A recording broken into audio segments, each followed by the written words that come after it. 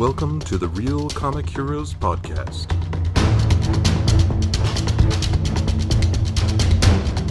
Your adventure into the world of comic book movies starts here. Greetings, citizens, and welcome to another adventure of the Real Comic Heroes Podcast. My name is Travis. And is that where I said, and I am a learning computer sent from the future to protect Travis from bad podcast shtick, but unfortunately it has already arrived too early. There's nothing I can do against this liquid shtick. This is gonna be 2 hours of this dumb accent. I'm sorry. Good. Just keep it going. Just keep it going. Yeah. Why don't you tell the people who you are? My real name is Jonathan Howell, and I am from the Minute Impossible podcast, doing Mission Impossible 1 minute at a time, and also the Cast and the Furious, where we do the Fast and Furious movies 1/4 movie at a time, which is a lot less work. 1/4 portion. 1/4 portion at a time. So, listeners, you may be aware Patrick is not on the recording, so he we went back in time and killed him. That's right. We sent him on a mission, so he will hopefully join us next time. It's weird that you made him take his clothes off before he left. It doesn't take much. So yeah, going to talk some Terminator 2 Judgment Day from 1991. What were you doing in 1991? Do you remember going to see this movie? Yes, I was a sophomore in high school, so this is the perfect time. Yeah, I have lots of stories about this. The first thing I remember, anytime I remember Terminator 2, first thing I remember is the Use Your Illusion Guns N' Roses double album. Okay. But yeah. I was totally, when this movie came out, at this point this was 91, so I had probably seen Terminator more than 10 times. I don't think I owned it. This was definitely been a rental. Sure. No, I take it back. It would have been a taping off of HBO. Because it had nudity, so it definitely got taped. So yeah, the first one. So I was a big fan. I mean, when you go back, if you watch, if those of you listening, I don't know how old you are, but if you have only seen 2 and like the new crappy ones, I'm sorry, but if you go back and watch the first one and the second one, it's not that the first one holds up.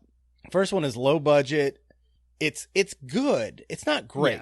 Yeah. This one's great. This is my favorite, and I have seen Avatar. I look, the other day I was on a plane before this whole quarantine thing started, watching Avatar the way he intended on my phone. Right. In the full screen on my phone. But This movie owns.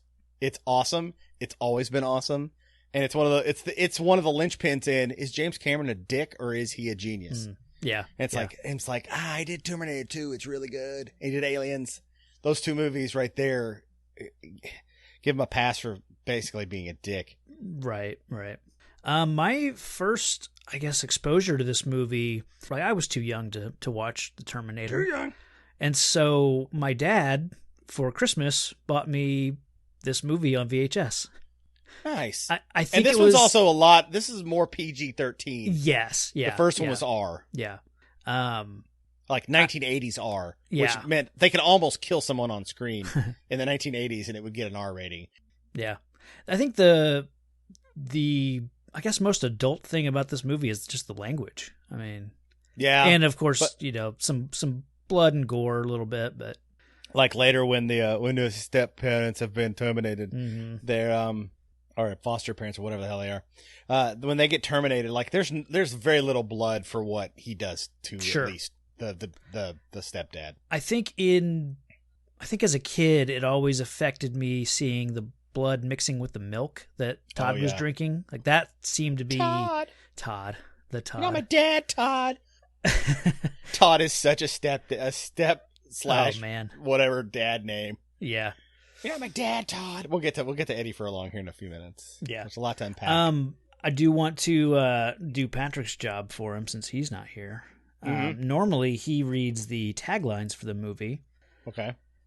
So we got a couple. Take off your pants and go back in time. That was one. That's one of them. It's lesser known. Yeah.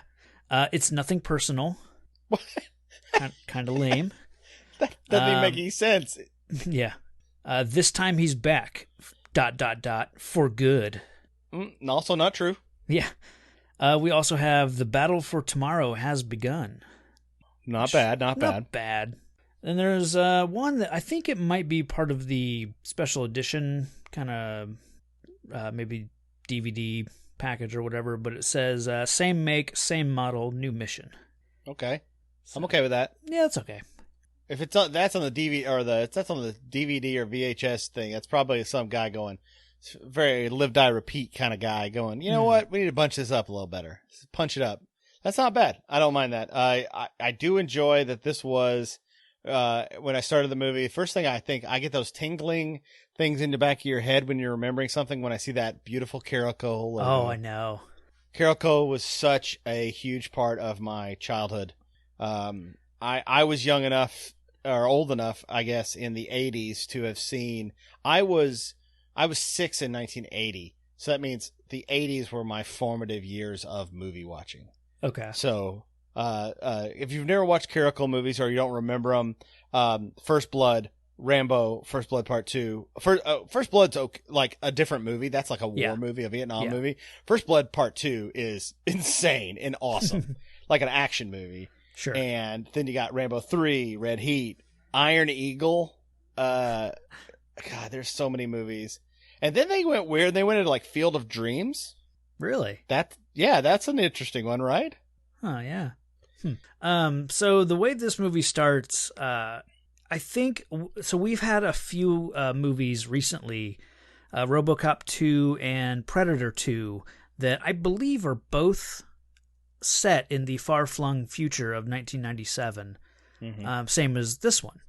And the way those movies portray, the future, it sees just burnout cities, violence on every corner, just this over-the-top, violence and, gang activity and all that stuff. So it was interesting that this movie is set in 97.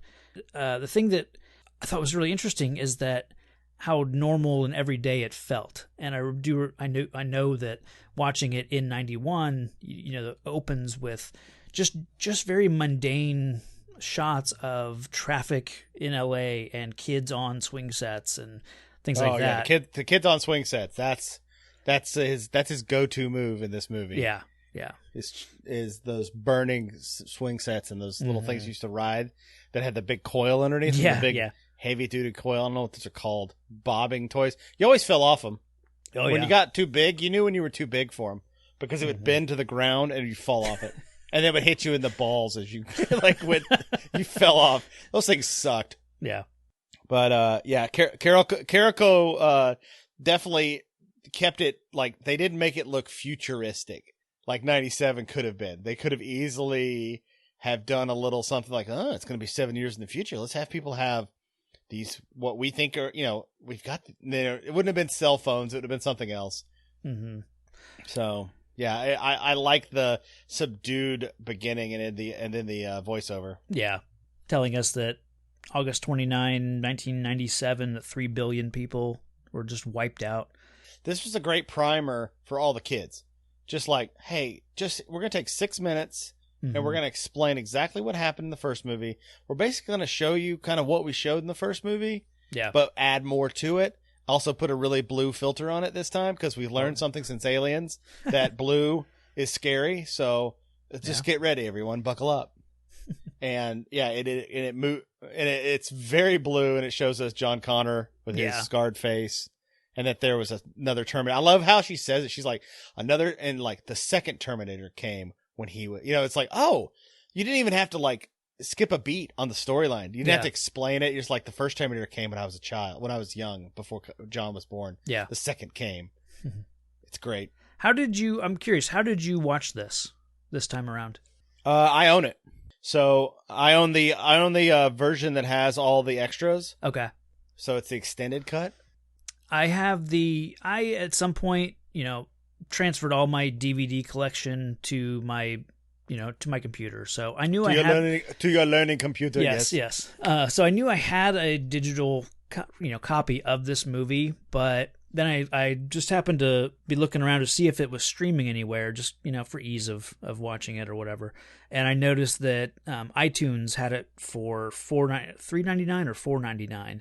Mm-hmm. And I was like, that's a no-brainer. I'm going to buy it because I know that the quality is going to be, 10 times better than what I ripped off of my DVD a couple years ago.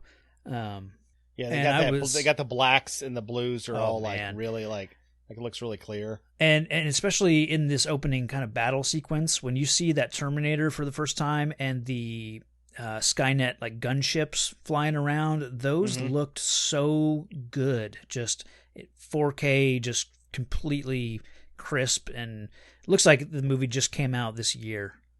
Just that opening kind of action scene. So yeah, and I know as I watch the movie, other than the animatronic stuff that they have in there, like the actual puppetry, nothing really makes me go, ugh.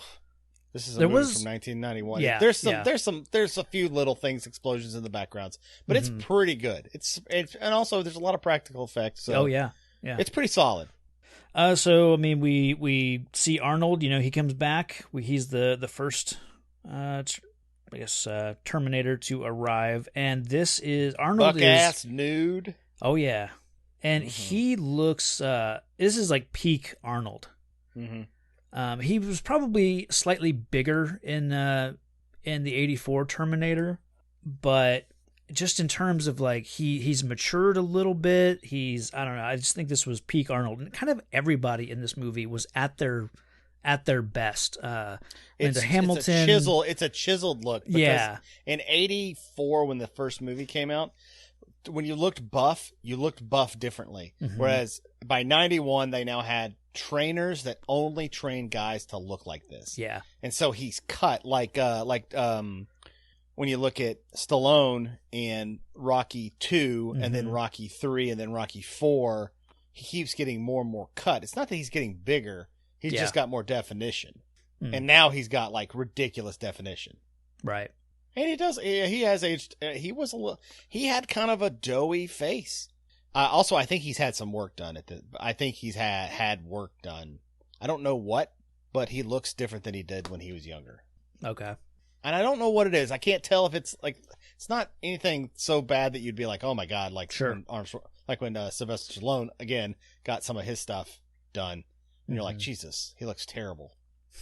So, yeah, because the second he walks into that yet another biker bar, he looks great. Good for you, dude. Yeah. How old was he at this point? I actually meant to look that up. I don't have that. I'm gonna look it up right now. Yeah. Look up how old he was. Okay.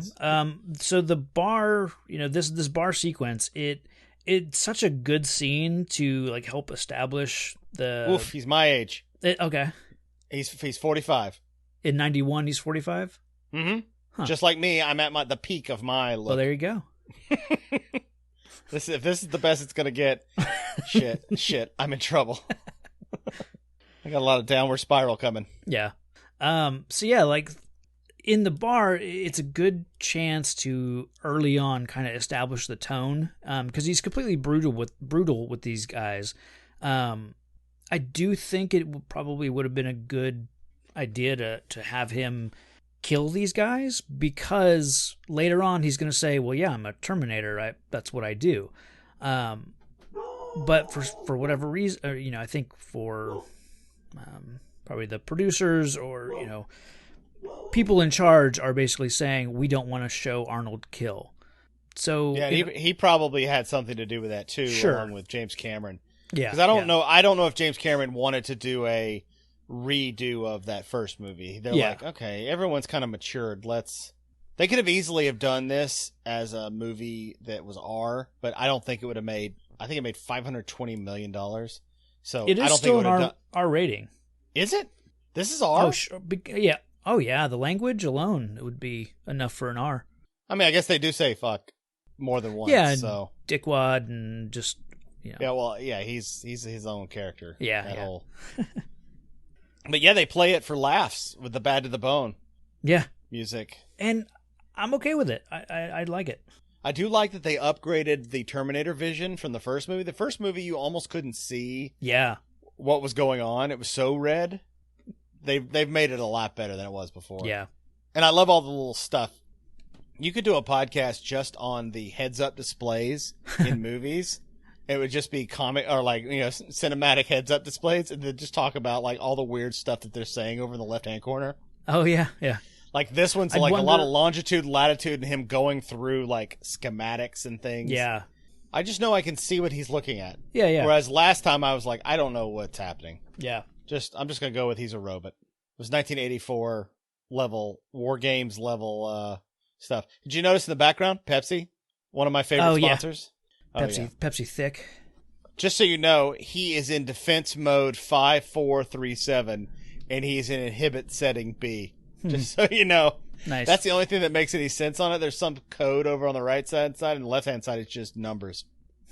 So I just think that's fun. I am in inhibit setting 8. Wait, not B. It's 8. 8. I'm looking at it on my TV as we go along. Yeah. We also get a look at Robert Patrick when he shows up, and just like everybody else, like he's never looked this good. Yeah. Nope. He's he worked the hell out. He worked the hell out of himself. Yeah, this movie. yeah. And like you see him now, and he just kind of looks like this. Country Western singer. You know, he just has this kind of grizzled. Every time I see him now, he just looks like this grizzled old, good old boy. And it's like, to me, he looks like a country skeleton. Yeah. he's just his cheekbones are still really like big, but he's kind of sallow now because he's much smaller. You just don't keep the mass you have your entire life, and so he just now you're just like, oh, okay, well, I mean, it's not as bad as that guy from the movie Thinner. I forget that guy's name. But yeah, this guy. When I first saw it, I remember when I first saw this movie. I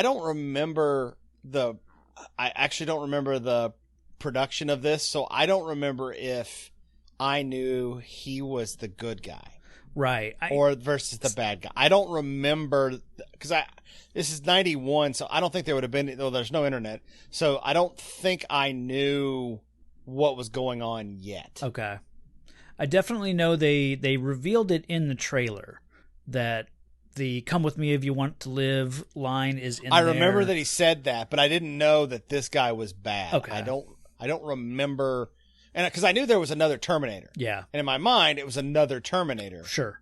So another T-800. Yeah. It was one of those ones where you're like, but when you see it, when you see Robert Patrick looking up all the stuff on John Connor, you get Todd and Janelle Voight, and Todd and Janelle, they're the worst. Yeah. Although Janelle's great. That's James Cameron's Lucky Charm. Yeah. Crap, what's her name? Hey, let me look it up real quick. It's Terminator 2.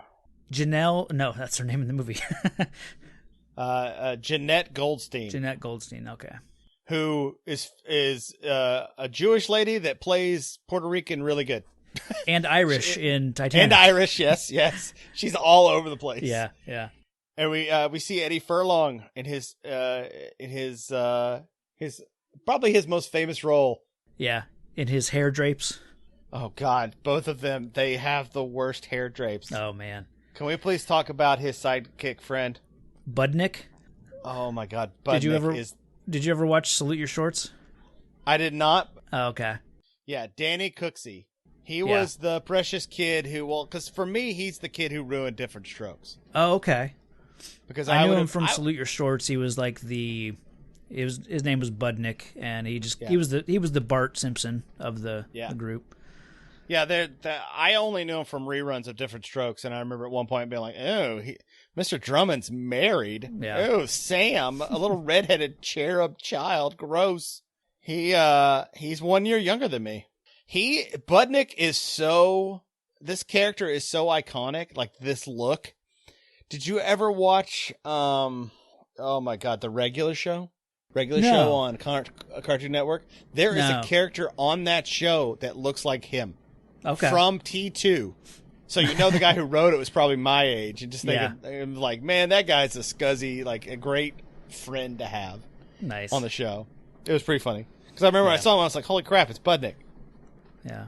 Seeing Todd and Janelle, like seeing their home life, seeing where John, lives at the moment and everything, like this was nothing like my house growing up, but I've been in Todd and Janelle's house. I had friends that lived with Todd and Janelle, you know.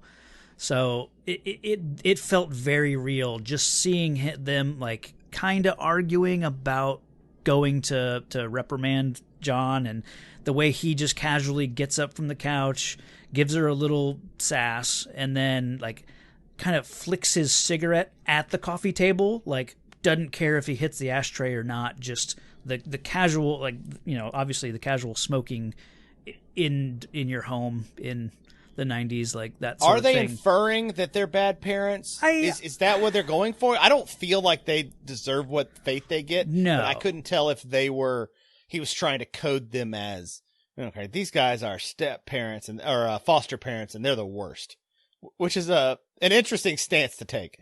Yeah, I think at worst they may be indifferent and in it for the, I guess, the financial benefits of being a foster parent, but I don't think they're abusive, and I don't think they're, I mean, I'm sure they yell at him. Someone gave him that haircut, so that's pretty abusive. Yeah. I don't know. I love the, kind of the, not back and forth, but the, you know, when Robert Patrick, when the T-1000 comes to the door to ask them, you know, a few questions about John, and they say, well, big guy was here earlier. Does that have anything to do with it? And I like the, you know, that they're both on the same mission, not the same end goal, but they're both looking for him, and they do the same thing, you know. They go to the foster parents, then they go to the mall, and, you know, just... The two places the child would be, Yeah. the mall. It's 1991. That's pretty close. Yeah. It hurts. It hurts how close they are. And then we meet buff-ass Linda Hamilton. Hell yeah. Last time we saw her, she was soft. Yeah. This movie, she is strong. She's in a loony bin. Yeah, it's an interesting choice to make that leap from where we saw her last, and then we learn... Is that interesting for James Cameron, though? Or is that pretty much on par for James Cameron? Oh, I don't know. I don't know. At this point, they were, like, together, so... Wait, were they together? They weren't exes yet. I'm not sure what their timeline was. I knew that they were married, of course, but I'm not sure. No, they were married from 97 to 99, so this is pre. So he would have had her on a pedestal. Okay. Yeah, so, I mean, I think it's interesting to show her here, and then you, little by little, you learn that, I mean, through what Dr. Silberman is telling the other doctors, that kind of recapping the first movie, which is kind of nice. And she took her mantle as, you know, mother of the savior of the human race seriously. Mm-hmm. She became a guerrilla fighter. She became a kind of a badass, and also tells everyone who'll listen that Judgment Day is coming, which probably helped her get here. For sure. I like that you find out from John that, you know, she at one point attempted to blow up a computer factory. I'm sure. Which is funny that she's like, oh, like, is this a computer factory that like had something to do with it, or she just hate all computers now? Yeah, it'd be great if she's like blowing up Radio Shacks. I hate them all. They all have the remote control cars. Are evil. No, Mom, you gotta decide what you're gonna do. She has the schizo-aggressive disorder, which feels like something that's been made up. Yeah, schizo-aggressive. That sounds like that's exactly who she is. She's schizophrenic and aggressive at the same time. So listeners, we're going to cut this one short because I got some really bad weather going on around me. So rather than lose power or get sucked up into a tornado, we're going to cut it short here. So one, the worst thing, you die. Yeah. Second worst thing, you lose the podcast, which is like gold. I want to get this recording saved. Yeah. For this heart. Well, make sure you back it up to the internet before you go. Yeah. So stay safe, and we'll throw it over to Jonathan and Travis in the future. Take it away, guys. All right. Thanks, guys. We are back and going to finish out talking about Terminator. Welcome back, Jonathan. Hey, how's your house? It's fine. Okay, good. Yeah. Didn't even have to pick up any sticks in my yard. So. Well, if I sound any different, it's not because I've been taken.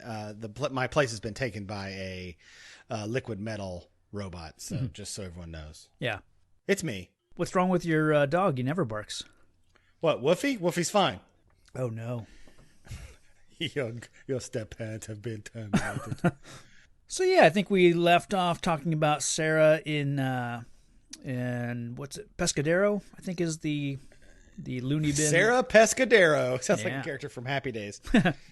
Yeah, she's in the Pescadero mental institution. Yeah. Do you have anything else to add to that, or should we jump to maybe some of the mall stuff and when we finally Let's go to the mall. Yeah. I love how cool Budnick, the friend, is by not giving up John, especially to a cop. Like, if I was whatever these kids are, 10, 12 years old, I totally would have ratted out my friend, to a cop, because that just is what you're supposed to do. You're supposed to, be honest with the cops. So yeah, he's really cool. It's just like kind of like, oh, okay, no, I don't know.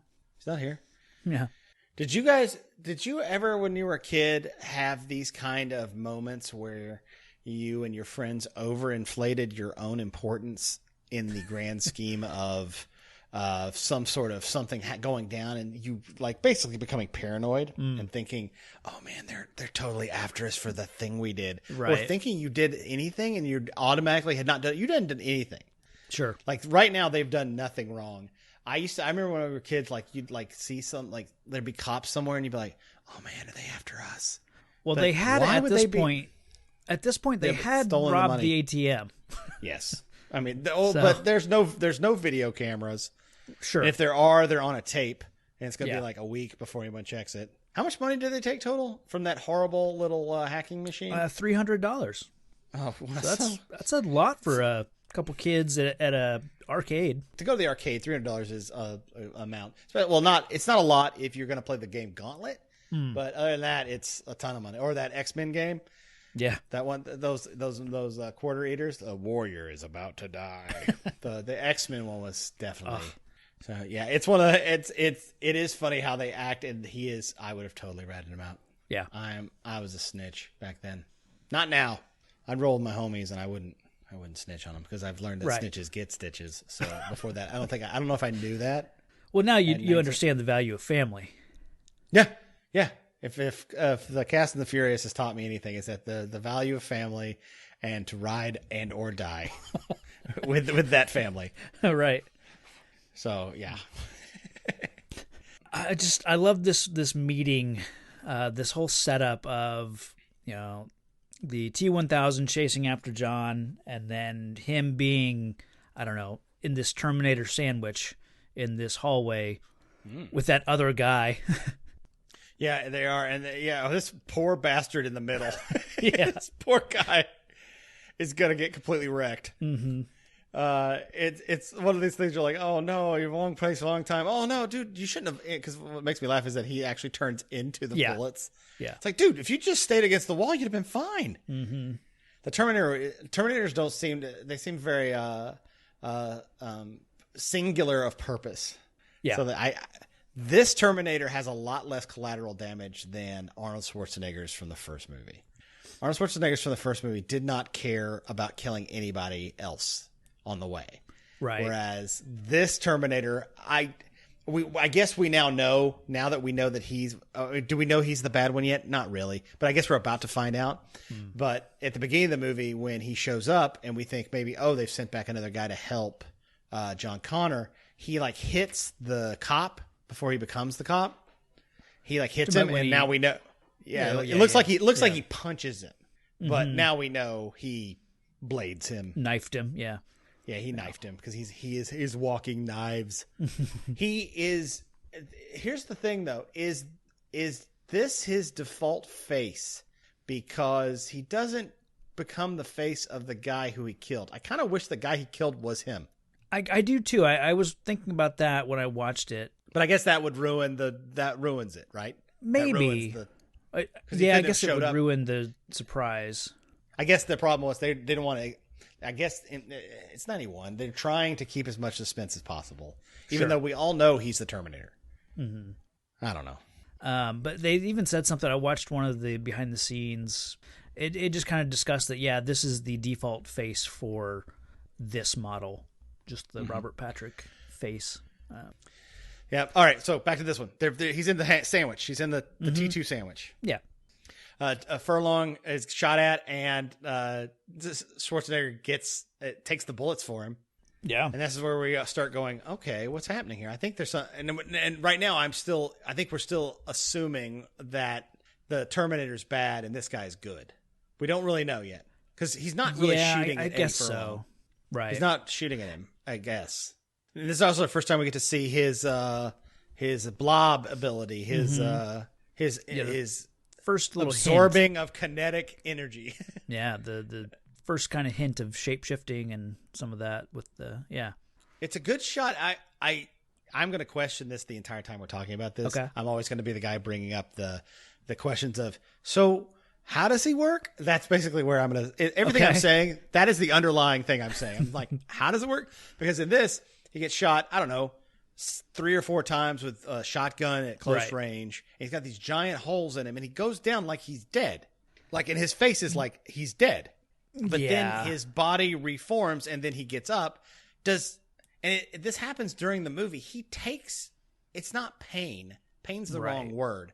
But, like, he becomes less effective the more you shoot off him. I mean, that makes sense, because if you lose mass, sure, he's a liquid computer, so the less of him there is, the less fast he is. But he seems to regain himself, too, because he can walk up to blobs of himself and rejoin that with him. So it seems like he needs to have, Yeah, I don't know that he's losing any of himself when he gets shot. Right. And I can't tell because not now, at least. Not during this one. Later on in the tanker fight, he loses some of himself and it kind of comes back to him. Something that you said that, I don't know, triggered something. Maybe it has to do with he's absorbing a lot of kinetic energy from being shot, and maybe that somehow, like, he needs a minute to reset however his, computer processor works. I guess it's in a liquid state as well. Like, maybe that just needs time to reset after absorbing so much kinetic energy. So maybe that's why gunfire does help. Because he said ballistics. Okay. Shells. Remember the Terminator says that ballistic shells like this, like big caliber stuff, does hurt him. Not hurt him, but slow him down. Yeah. I think if you shot him with bullets, like regular bullets, they just go through him or in him, and he just kind of like spit them out however he spits out. So maybe they come out of his foot. I'd love it if they just kind of popped out of his back. Maybe he poops them out. Yeah. I guess I think I always assumed they kind of went through him, but I guess we don't see anything behind him get affected by the gunfire. Well, they didn't have the budget. Now, if they went back, if there was a James Cameron cut of this movie, they would add like metal splatter that like squibs fell to on the wall, ground. Yeah. But yeah, he absorbs the bullets from the shotgun, and then stands back up and is 100% at 100% again, ready to fight. And he gets shot with not shot, but Schwarzenegger grabs him. The T1, I guess we can call him T1. T1 grabs him and throws him into the wall. Yeah. I know he's a T1000, but Yeah. And it's funny that they're obviously saving a lot of the special effect reveals for later because by the end fight, there's going to be a lot more shape shifting while fighting and doing a lot more special moves to but here it's like they're both as solid as the other, because they're just human. They're just humans. Basically, yeah. This chase that begins with the dirt bike and the truck and motorcycle, like this is, I discovered one of my favorite movie chase scenes. Like it's just really freaking good. Yeah, we talked about it before the tornado. That this is a lot of it's practical, so that's why it's that. Remember that rig you see in the behind the scenes where the truck's basically bent in half, and it's like on a rig, and it like moves forward slowly, and you can put a stuntman on top of it so he can like fall off. I was like, that's really cool. So James Cameron gets props for that. Yeah, they do a lot of that stuff practically. Even the stunt motorcycle rider stunt guy for Arnold, like they have the bike hooked up to a cable, but they still do the jump that when he jumps down into the kind of overflow, like whatever these rivers are. They do the truck jump for real as well, so it's all very, very practical. The only thing they really did to enhance this stuff is to swap the faces of the stunt riders for the actual actors. And that was ahead of its time too, because now that's done all the time. Well, I always noticed with the stunt rider for Arnold's stunt double, his face was very prominent when he did the jump, like down into the river, and when he picked up John off of his dirt bike and put him onto his own bike. But I've noticed I don't know when, but I noticed here in this iTunes version, they've definitely fixed that. So I wonder what the budget, I wonder when you do that. Like what, I guess it's for release. They're like, hey, they talk to the production company, and there are guys that probably do this. And they probably go to James Cameron, or at least James Cameron's people, and like, hey, a long time ago, we signed up this thing, so we're about to release it onto 4K. Remember how you wanted to do that? Should we go back? Can we go back in and, mask their faces, digitally? And they're probably like, yeah. And they let them do that without fanfare. Like, it's not like this is the new upgraded edition. Special edition, yeah. I can't go past Patrick's running. We can't leave that out. This is the beginning of his amazing Terminator running. Yeah, it's a little bit better later in the movie when he's chasing after the hospital escape. But because he's not going. He's here. Going straight. When he goes straight, it's great. But in this, he has to go like left and right and like go up a parking garage. Yeah. Did you read that one nugget where he worked out so much that he could actually catch up with the motorcycle? Oh wow. In some of these, because they're not that long of scenes, so the motorcycle wasn't able to get up fast enough, and he was able to, from a stop position, catch up with it. And so they had to just tone it back, just don't catch up with him. So he looks like he practiced that running so he could be really good at it, 'cause he knew he kind of had in his mind, I guess, what he wanted to be, what kind of robot he wanted to be, which is a cool, actor's studio kind of thing. But yeah, I'm looking at it right now, and there's a scene right here where I just see Arnold's digital face has been added in this scene, and you can definitely tell because it's so clear that it's Arnold. And I'm like, well, that's not Arnold. Right. Like his physical body is not Arnold, but the face is exactly Arnold. I did notice, however, that at one point, Edward Furlong's stunt double looks like Uncle Rico from Napoleon Dynamite. So yeah, they didn't spend money on his double stuff. Maybe there's a contract thing that's like Arnold's like, I could never look stupid in a movie. Yeah, I could never look like I'm not driving or running anywhere. Whereas Furlong, they're like, who cares? Yeah, no one's going to be really looking at Edward Furlong. I got this Spanish kid who rides a motorcycle. Is that good? It's good enough. Fine. He's small. Yeah. We're good. Yeah. And this is where he goes into the the aquifer, the drainage, LA drainage. This is runoff. This is like rain runoff. Flood control. Right? Flood control. Yeah. So let's jump ahead a little bit. Terminator, it's a boy and his Terminator, basically. It's Edward Furlong. Yes. It's John kind of finding out kind of what the rules are here, what the deal is. He gets some information. We're told as the audience what he can and cannot do. Yeah. And then it kind of cuts to a nighttime scene, and again they want to pull over to John wants to pull over to call his foster parents as they're on the way to go rescue Sarah. Why is he a good kid now? Yeah. He's you're not my dad, Todd. And now he's like, I better give Todd a call. Well, he does say, like, they may be dicks, but I gotta warn them.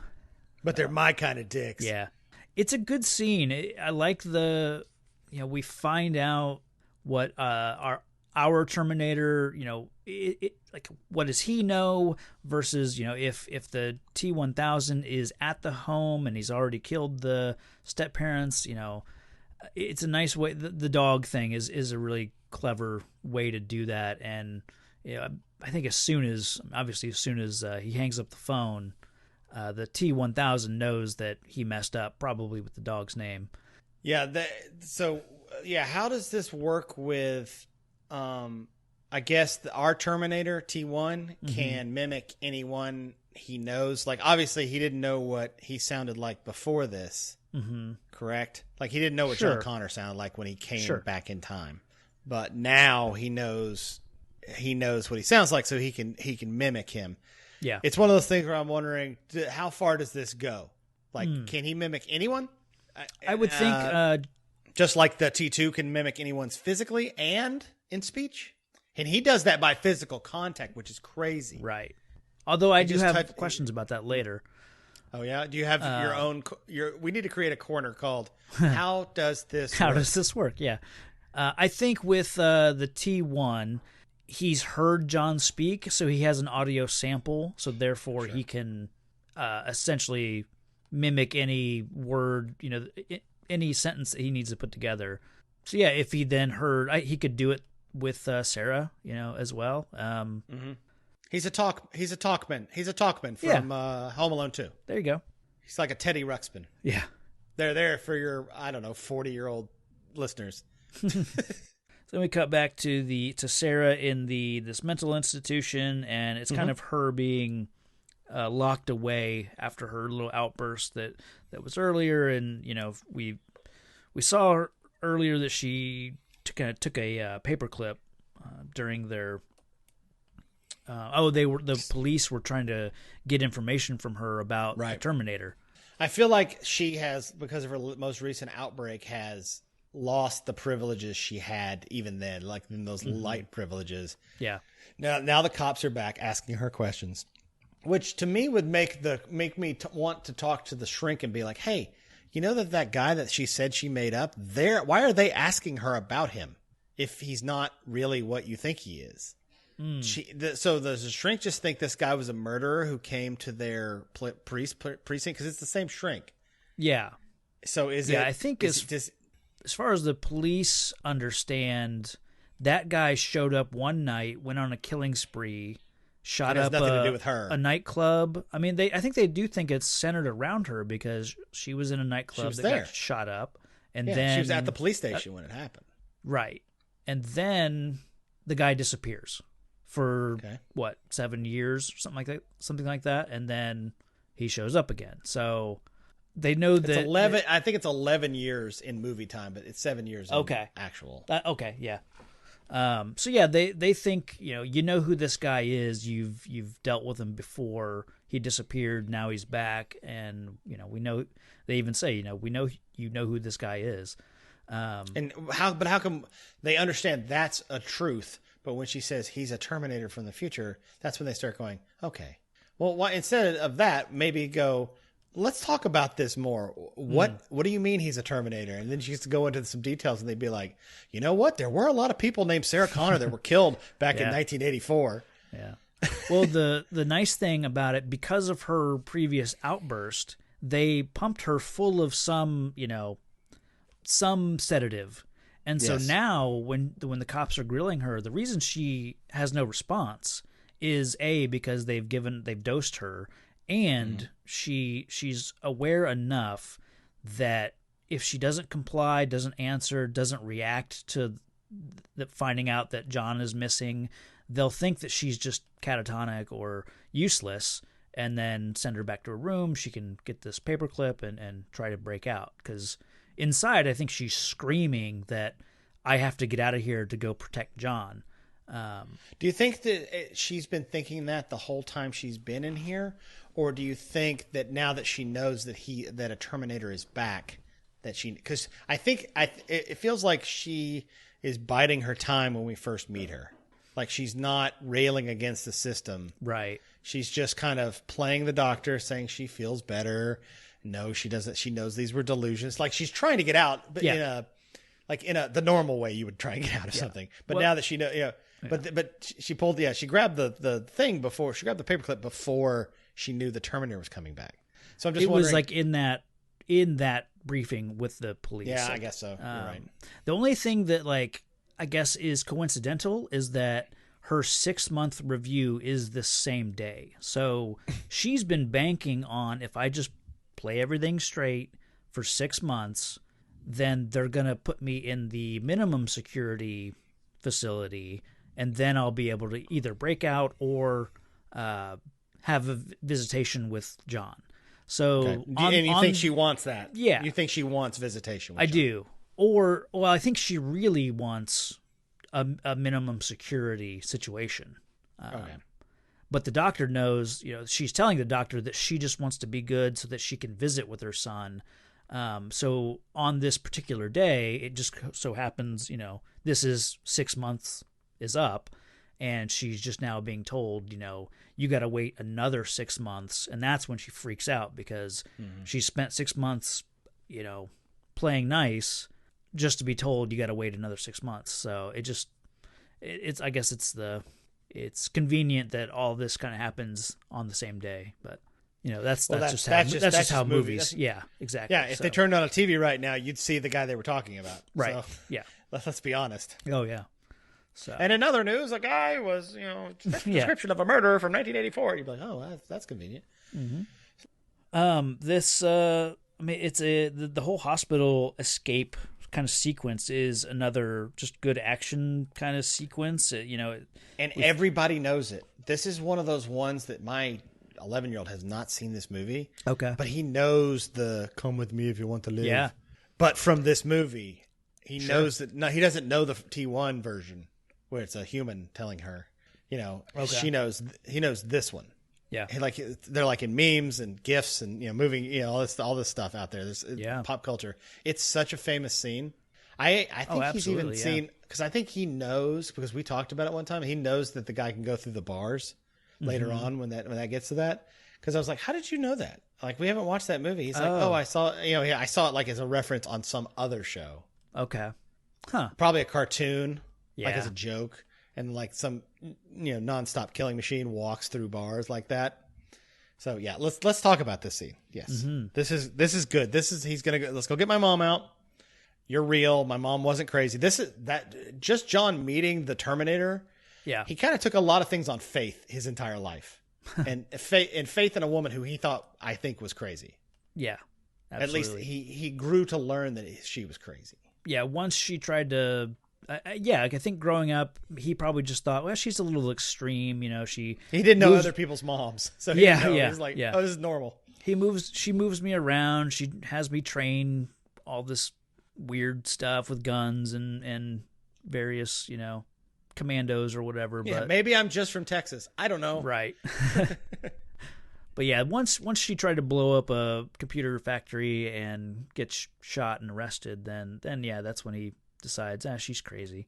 And the way he says it is almost like he's disappointed in her that she got shot and arrested. Not that she got shot and arrested, but it's like that dumbass. Oh yeah, should have gone with my plan, and we'd have made it out. It's a really weird. Like, he's resentful of her failing to do the thing right, and I think that's a child blaming the thing. Like, it's not his mother's fault. It's his mother's fault for trying to do it and then getting caught for it. That's the stupid part. It's like, no, the stupid part was doing it, but we know why she was doing it. Although she was trying to blow up a bunch of, Radio Shacks, so it's not like it was going to do much. But right. But yeah, this is where he's like in on it. Like, we got to go get her. Yeah. This is now we're like, okay, there's one person. We doubled the amount of people who believe her. Yeah.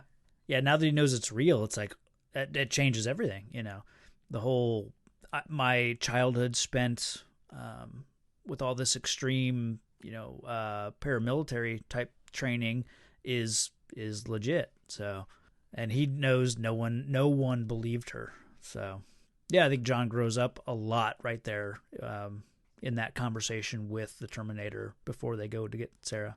Yeah, I mean, I don't know what else to say about this. This whole hospital sequence. It's interesting because on one hand, it starts out as a horror movie with Sarah trying to escape, because those elements are pretty scary. Her going after the orderly with the broom handle and taking Silberman hostage with the Drano, and just all that stuff is very scary. And then you also have like a literal monster who's stalking the grounds, and he's they do the real clever thing with the I think he's a sheriff, and they cleverly use his twin brother as the double. The guy from I know him from Good Morning Vietnam. That's where I first saw them as twins. Okay. They're the twins that do all the writing through they're the ones that redact everything that Cronauer has to do, and he goes in and makes some joke about them. But yeah, that's the first use of twins, and it's really cool because when I saw him, I was like, oh, they're going to duplicate him because I knew who the guy was. So I was like, well, I'm just gonna. It's just a cheap way of doing it. And it looks good because you're like, it's not a split screen, which still they haven't quite gotten yet. Yeah, split screens are still not there. So yeah, like I said, this whole part of the sequence, it's very just straight out of a horror movie, and then you get the action side of it once she's on the run and once the Terminator shows up, and then it's Terminator versus Sarah Connor. It's a nice. I like the way everything comes together here, and then it's also her first step into sanity again. Yeah. Which is offered to her by the hand of the thing she thinks is going to murder her. Sure. Which I think is really fun way to one. It gives everyone to understand that he's there to protect her, but I like that her road to sanity is basically having to trust. And with her son's right there, she's like, John? He's like, come on, Mom. That high annoying voice.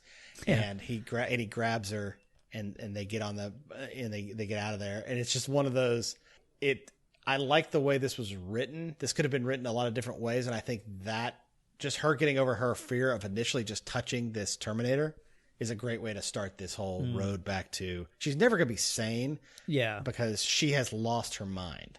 But I like that she can become a better mom starting now because she and her kid are bonded over the fact I was right. This has really happened. We've both been tried to be murdered by this new T2. Let's move on.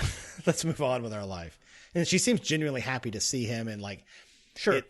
And he seems happy to see her because if he came to see her in a regular situation, if she was in a minimum security, I think he would still be pissed. If anything, T2 brought them together as a family. Yeah, because John's resentment of her comes from she abandoned me. She left me. Mm-hmm. She got caught, and now I'm with foster people.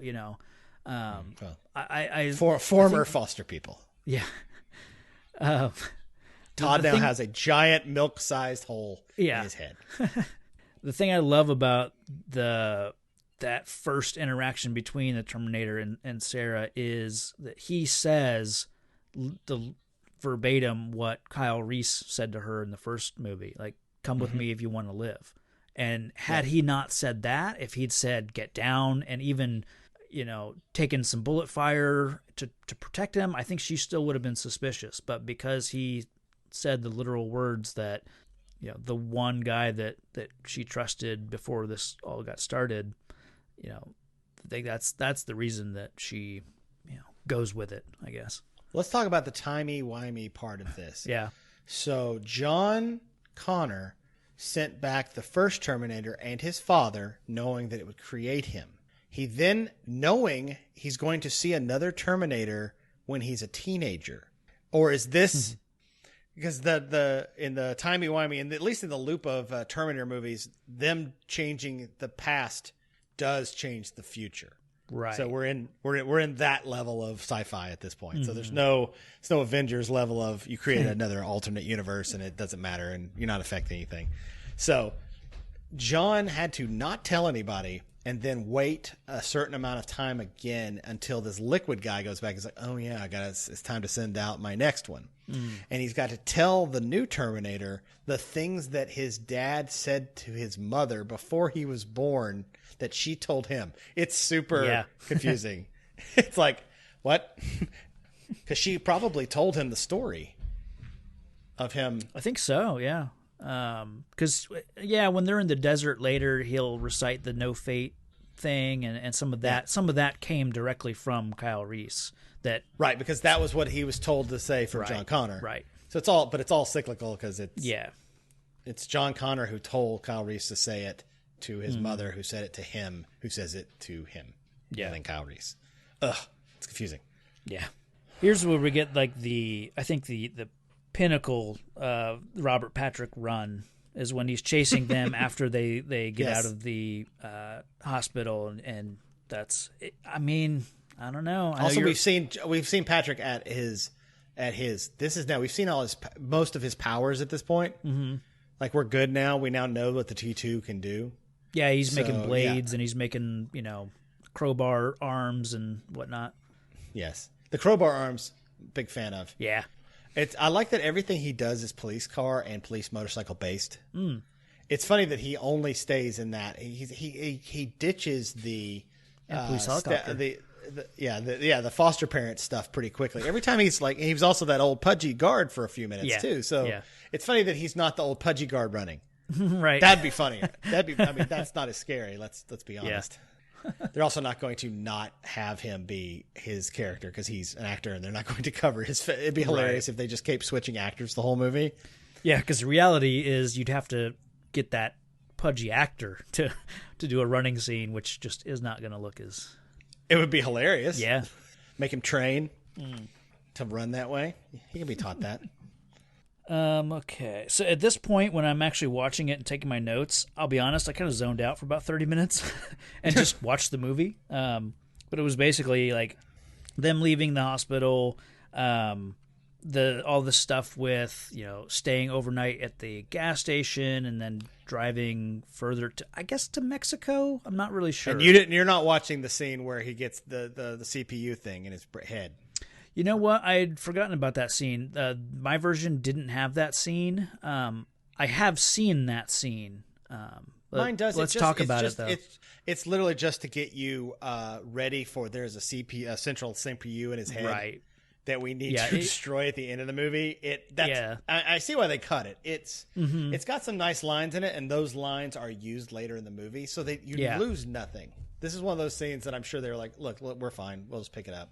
Yeah. It's a lot. This kind of section is, I would say, as much as I love this movie, it's the one section that you could really cut a lot out, and this is a long movie, So I guess the worst that it gets is there's this little bit of filler, but it is some really good setting up, relationship building. I mean, you need some time to establish this relationship between. You need the high fives. You need the hasta la vista. Yeah, you need all that. You need all that stuff. We need to care about the boy and his Terminator because by the end of the movie, we need there to be, some stakes. We need him screaming high pitched. Yeah. No. Yeah. Which is annoying. I wanted to throw him in the fire at the end of the movie. Spoilers. But yeah,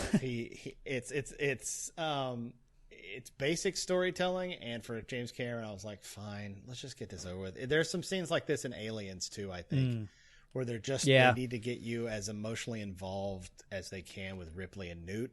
They do these type of scenes. It works better in that movie because it's just two people and they're doing it like in a stressful situation. Right now, we're not in a stressful situation because I guess in theory they've gotten away from the T2. Essentially, yeah. Because as for right now, we won't. Yeah, because we won't see him for. I mean, a good chunk of the movie. He doesn't come back until they go somewhere, until they go back to kill or to destroy all the cybernetic stuff. Right. That's Cyberdyne. Mm-hmm. The stuff with when they get down to this, I guess, friend that she has, it's this weapons cache. It's a fun sequence with Enrique, and you get this. It's fun to see a Terminator with this like cache of weapons and just everything at their disposal and all that stuff. So that's some just good, fun stuff, I guess. But there's a lot of voiceover from Sarah about this as she watches her son form this bond with the Terminator and how it's never gonna leave him. It's never gonna get. Now, is she recording this somewhere? Is she writing this down? Is that I don't know. For future John too, because remember she always recorded her thoughts to him, which is how I kind of feel like that's what this voiceover is. Oh, that's right. Yeah. At the end of the first movie, she is talking into a tape recorder, isn't she? I'm wondering if she also has a tape recorder now. I mean, it's not. They don't ever show it, and I think it would be hokey. It'd be like, what the hell? She just got out and she grabbed a tape recorder. But I think she's always telling the story. Even at the end of the movie, she's telling the story to John so that John can make the right moves. And we're not that far. Well, the future time is what, 2017. So we're way past that. Also, Kyle Reese is alive as a child, correct? he says like he hasn't even been born yet because I think it's 2029 is the. I did write it down. Oh, I guess that's when that's when they're in the future. 2017 is when everything blows up. Yeah. No, 97. Oh, is it 97? Yeah. Wow. Essentially, the movie is set in 97. So. Okay. All right. I'm okay with that then. I was getting confused. Okay. So at the beginning of the movie, it's 2029 when he's talking about this. I think so. Yeah. Because 2029 is when they're about to defeat the machines. Mm-hmm. Yeah, because by that time, that's enough time for John to be like a grizzled old man or whatever, kind of. I mean, but okay, I guess we're close. I guess Kyle Reese is supposed to be in his 20s. I don't know if that plays in the first movie. I wouldn't say he looks like he's in his 20s, but okay. I mean, the guy looks like a 35-year-old man, and he could have been easily born in 94, but okay. Yeah. I'm fine with it. Of all the things, I'm not going to harp on that. Right. Then there's this whole, she's carving no face, or I guess there is the LA nuke kind of nightmare that she has while she's basically daydreaming and she falls asleep, and then it's this her premonition of Judgment Day, which that was a cool thing to see on the special features, the behind the scenes stuff. That whole blowing up LA and the bus that like flips over and the buildings that get destroyed. That was all practical. It was all miniatures. They really did that. They blew up part of LA. Yeah. Yeah. Yeah, it's all models, but it looks great. Like with all the dust coming off everything. That's fun. Like a shockwave of dust. It's a really fun scene in that. What I just said earlier was I think she has this dream all the time. I assume this is just she has one dream. Yeah. And this is it. I would definitely buy that. And I think that's part of, she's had that dream she's woken up in the loony bin basically screaming because of this whole thing. I'm sure. I know how stressed out it doesn't help sometimes. I know how stressed out sometimes I am thinking of a future event like a presentation or something that I have to deal with, much less the future of humanity in case I don't train my son correctly. Right. So I can't imagine the level of stress that she's been under for the past 11 years. Yeah. All this like no fate poetry slam that John treats us to leads us to Miles Dyson, which I guess we get the Terminator fills Sarah in on who Miles Dyson is and how the war got started and what happened, and I actually really like that kind of bit. It's during one of their car rides that he fills her in. It's one of those ones where we've never in the universe, we don't know how it starts. So it's nice to have it. That's right. Although it does hurt the rest of the movies going forward because adding that in and then having him die, spoilers, they actually have to create other ways. They're like, oh, that just delayed it for 7 years. You're like, oh, come on. Yeah. If you're from the future, that's not what you would be like. You'd be like, oh, he'll die, but in 7 years from then, we will have another Terminator because John will send back yet another. So this franchise has some of the worst retcon or forgetting because I love the TV show. Did you watch the show, the Sarah Connor Chronicles? I think I watched the pilot and I didn't watch anything else. It's really good. Like it was solid. And when it went away, because the way they did it was they had her, they basically went back to 3, and you know how she dies from cancer in 3. Yeah. They had her.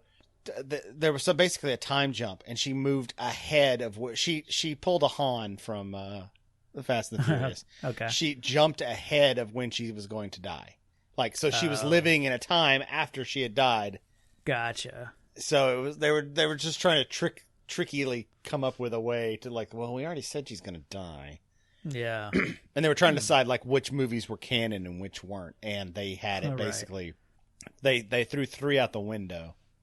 And left it with 1 and 2. Okay.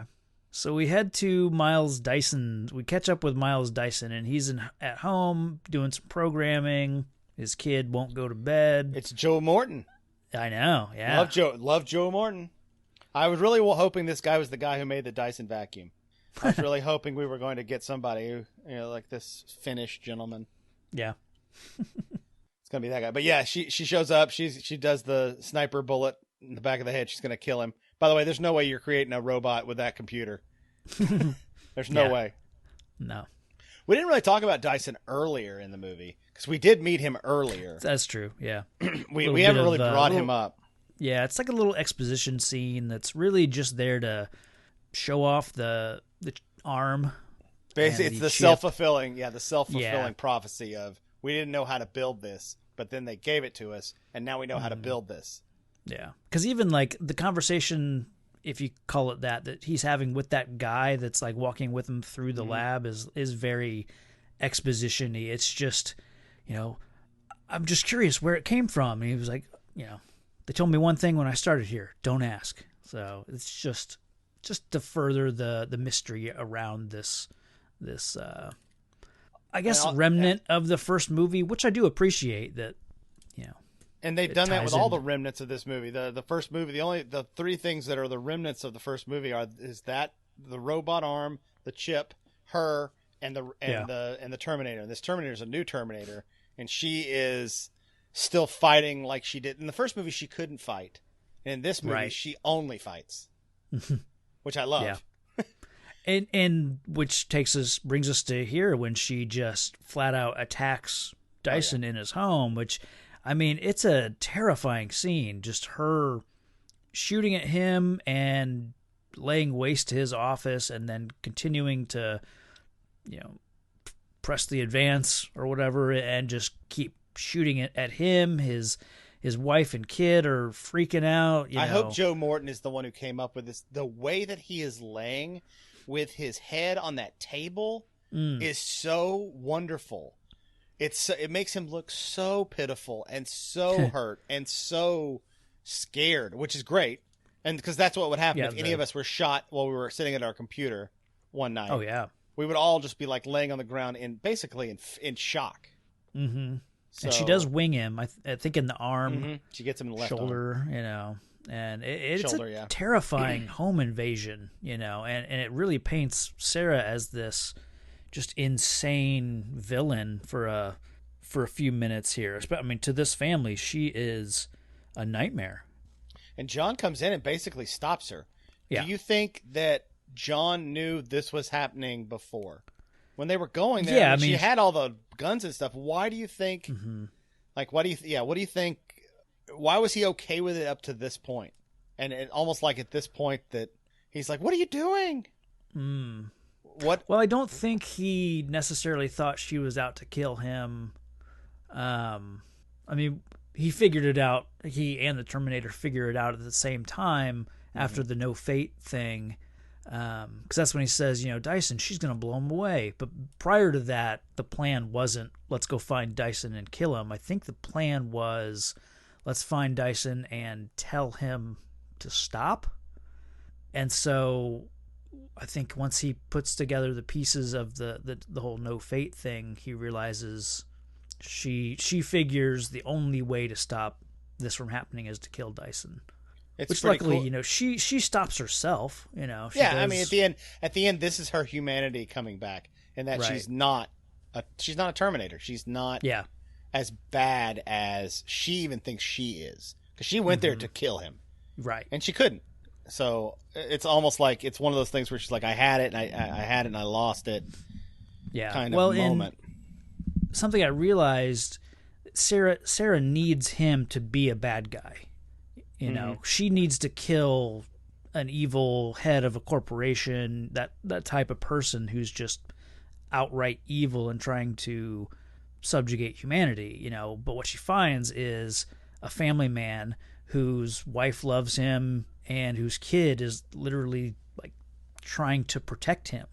So she can't go through with it when she sees that. So this is where they reconcile. I think this is where John and she reconcile.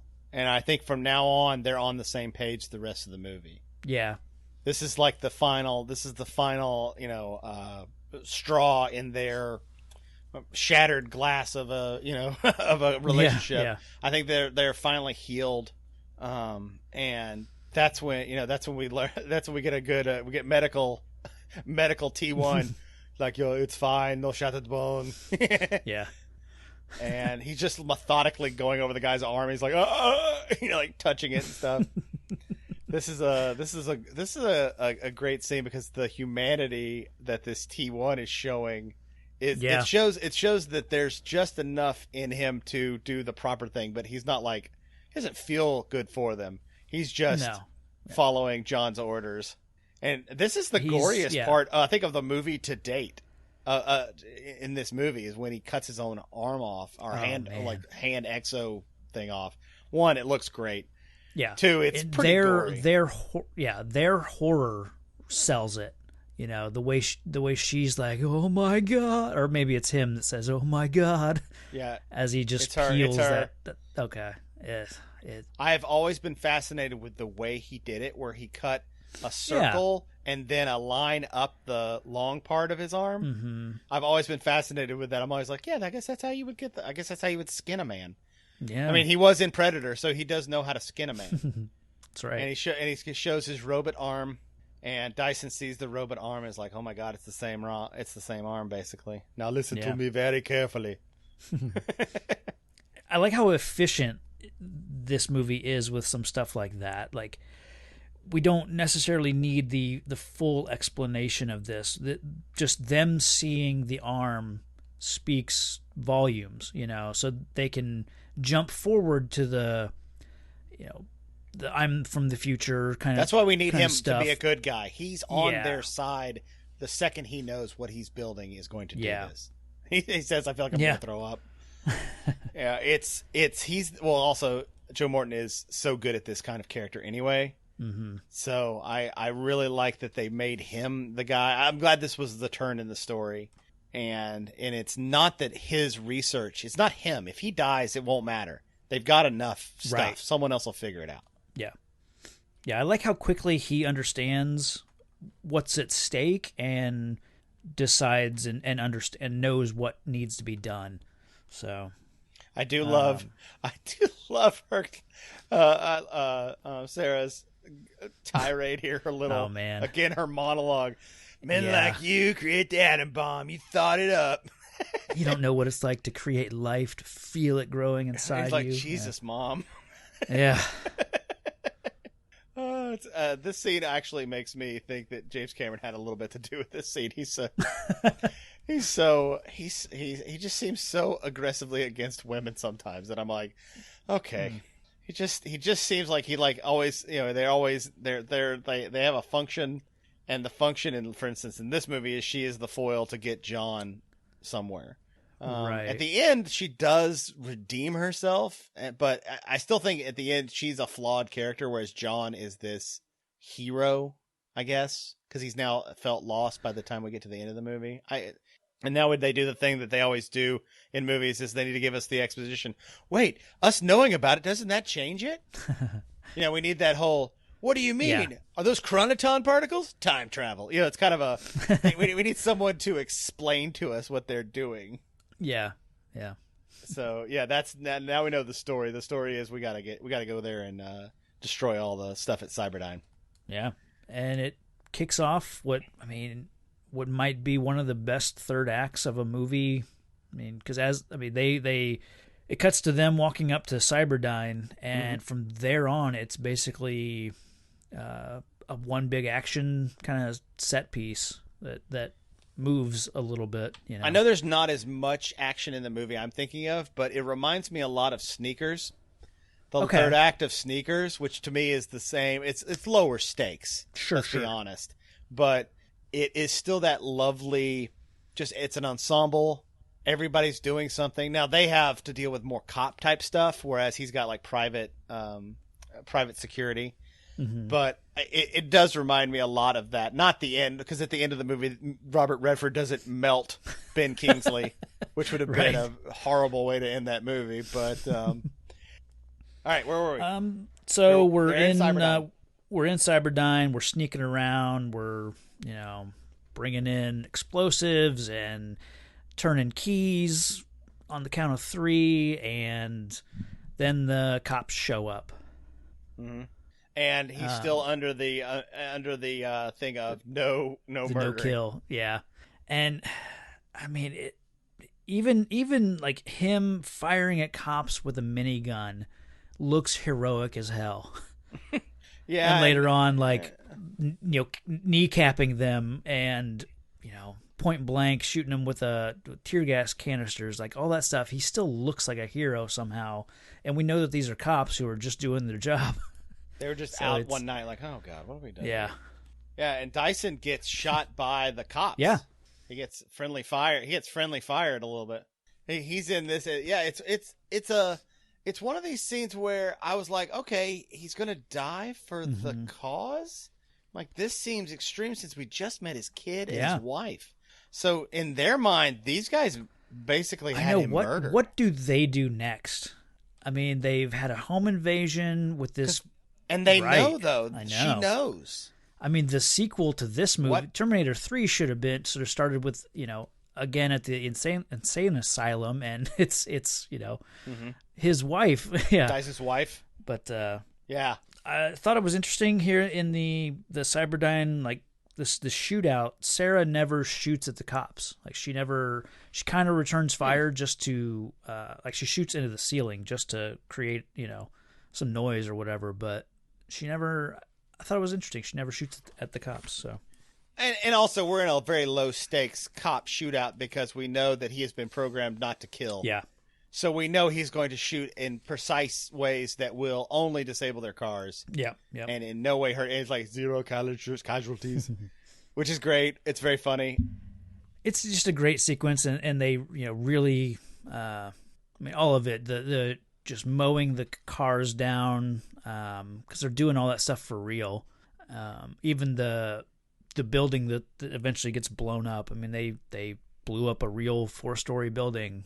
They talk. What is it with Arnold movies and him having this giant Gatling gun, this Fed Gatling gun trope? This was the because Predator was the first movie in my mind I remember seeing that gun being used that way. This movie is the best way it got used until Fast 7, Furious 7. The one where he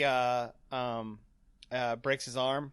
Remember when The Rock remember when he breaks his arm and he says, "Dad, gotta go to work," and he goes to work, and then he takes down the helicopter and then rips it out of the helicopter like it's a helicopter's gun. So that's the only 3 I could think of right now of this gun being used.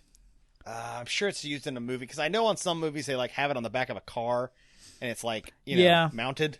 Yeah, usually mounted to a helicopter. Yeah, it's pretty cool. All those guys shoot. I love all the cops shooting at them all at once, and it's just hitting him in the back.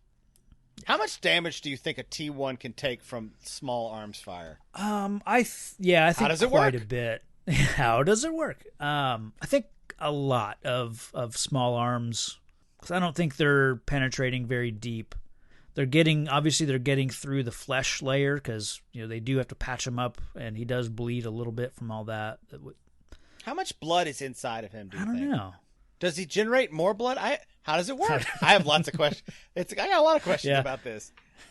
Like, does he? Because when he cuts off his own hand, like blood's not pumping out of him. Does he just have enough to kind of get by? Like, it's living like tissue, corpuscles, right? Living tissue on an exoskeleton. Yeah, but is it enough? Like, is there enough goo to like? Will he dry out? I guess. I mean, we've seen those other movies. He kind of does dry out. Well, but he ages. Yeah, I think if all of his flesh fell off or rotted away or whatever, he'd still be around. It's not like that's not keeping him alive or anything. It's just so he can blend in a little easier. But also it's to also explain how Arnold Schwarzenegger is aging. Sure. In the movies, yeah, but it's one of the, I like it's one of those again. I'm like, how does it work? Does the blood circulate? How does it work? Does it circulate? Is it circulating through his body right now? Right. We still and what are we at right now? How long has T2 been absent from the movie at this point? It has been a while. Yeah, because the last time was when they escaped from the hospital because he steals the motorcycle.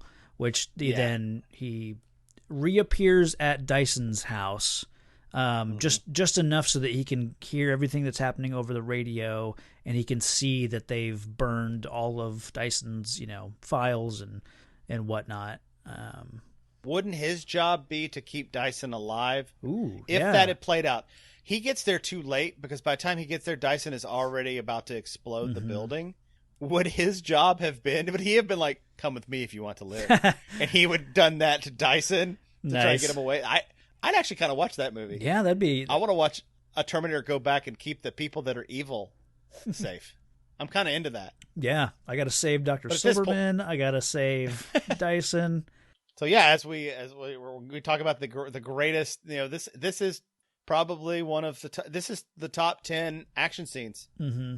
I would say ever created for a movie is him going out. Remember when he gets mostly blowed up? They blow up most of him, and he just goes around kneecapping all these guys. Yeah. And something I never realized as a kid watching it, but watching it now, I noticed that as he's in that hallway walking towards the cop, I had no idea that part of the time they cut away to an Arnold puppet that they had created to take most of that fire. And yeah, it looks good. Yeah, it does. And then watching the behind the scenes, they did an entire segment on that puppet that they created for it. It is impressive. And they're using it in really quick, frames, so it works even better. But yeah, it totally holds up. Do you think they had some puppet left over from Get Your Ass to Mars? Oh, from did they had some puppet Total left Recall? over from? Yeah, because they probably were like, we're lousy with all these masks that we made for Total Recall. Because this was after Total Recall was before this. Yeah. Total Recall's 80s. Or is it 90? Is it 90? Is it just a year before, or maybe 89? Look up. I will say that they 1990. 90. Okay.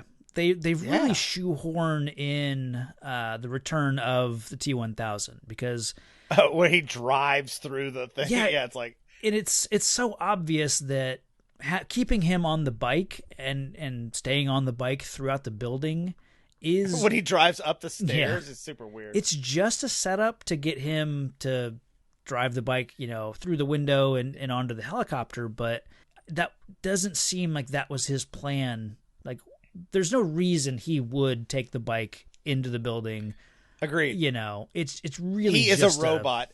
He's a robot with he has tactics. Yeah, and that seems like a weird tactic. Right. To ride. He up could in run vehicle. up that stairwell faster without the bike. Yes.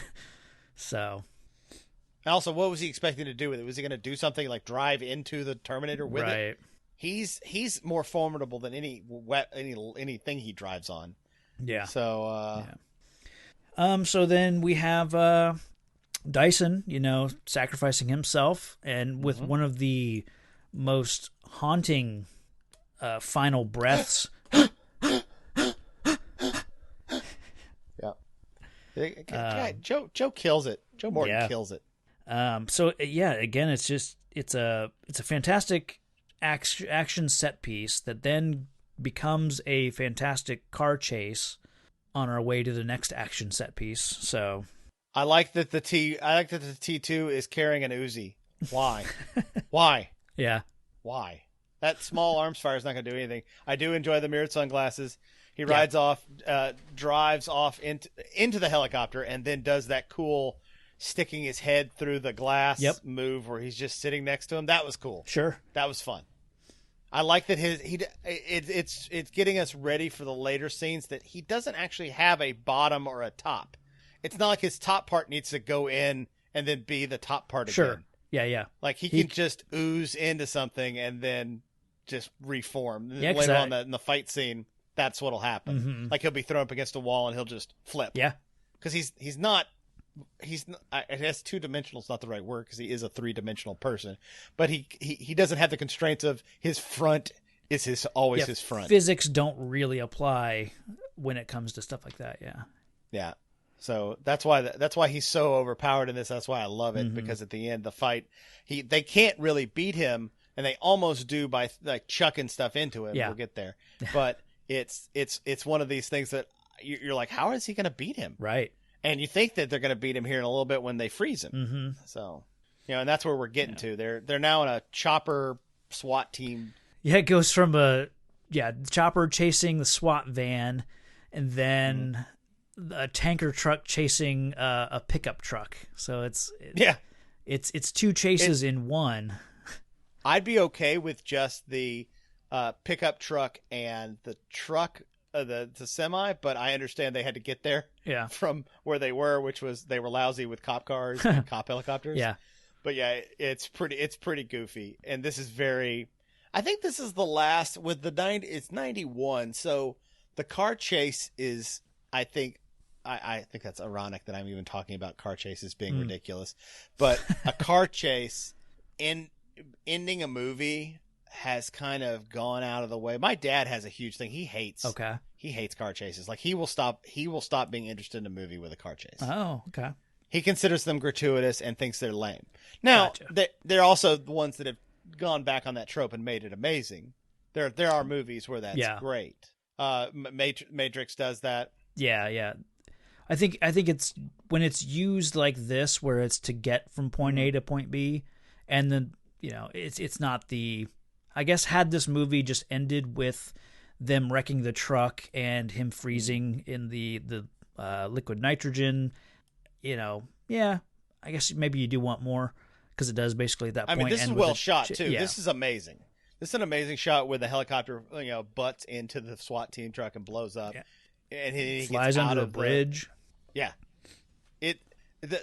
I'm not saying this is extraneous and like I don't like it. I'm just saying I don't know that big blockbusters after this relied as much on the chase at the end. And again, I do a show about the Fast and the Furious, so I know how stupid this sounds, because we have one movie where there's a piece of runway that's like 80 miles long, and an entire third of the movie is taking place on this runway. Yeah. So I understand chase scenes are needful in movies like that, but this is still that old school.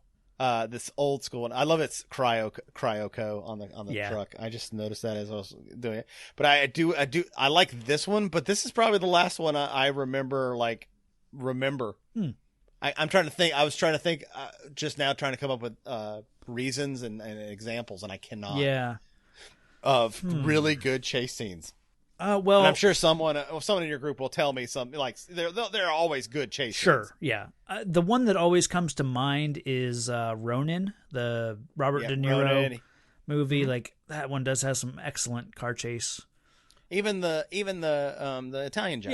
Yeah. Which is now canonical Fast and the Furious. Oh yeah.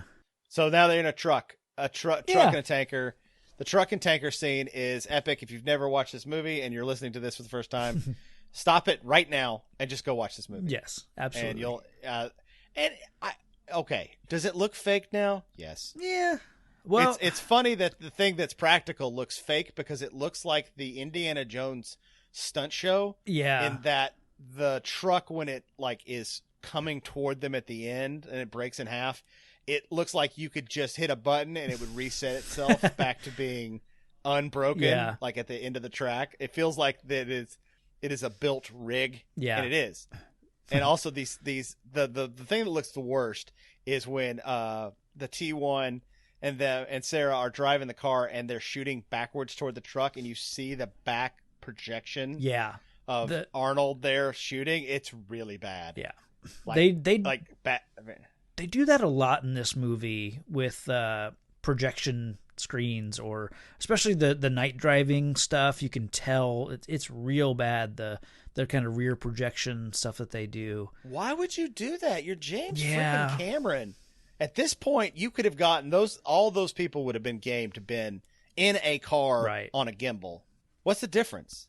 Just go out at night and shoot this. Like, I'm looking at a scene where he puts up the grenade launcher and gets the AK-47 and starts blasting the T2 in the face.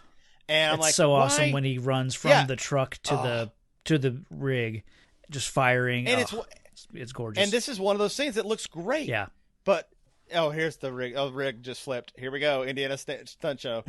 And it's just gliding along sideways, which they did for real by tipping that truck on its side and pulling it with like 4 other tractors. So they do a lot of. I mean, it's all basically real. But somehow it looks fake. Yeah. Let's figure that out. I think it's the uncanny valley because I'm looking at it going, yeah, but trucks don't do that. Like trucks don't skid that far. Yeah. These are nitpicks for a movie that I love. Right. So I can't just be like, oh, it's great for the time. It's really not. Especially when you just did 8 to 10 back-to-back really bad rear projection shots. So I'm already there. And now we got the hot and cold, the McDLT of scenes. We got the hot side hot and the cold side cold. The T2 has been engulfed in a liquid nitrogen. It's a great way to incapacitate, this villain. But then it's wasted, once he shatters and, you get the heat from the molten steel, they wait so long for him to thaw out before they start running away. I mean, he's already, reforming and starting to stand up before they really get moving.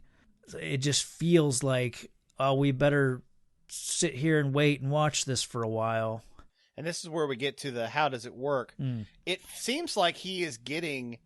he's getting messed up when he his leg falls off, his leg sticks to the ground, his other leg sticks to the ground, then his hand sticks to the ground. He looks at it in horror. And I'm like, okay, is he frozen or is he becoming dumb because the parts of him that think are in these parts that are breaking off? Oh, I guess less computing power maybe. I know that's what I'm thinking. How does it work? Do you have more like when you look at your taskmaster or your task manager on your computer, like, oh, I'm running way too many things. My processing speed is lower. Huh. It's his how does it work? Well, yeah.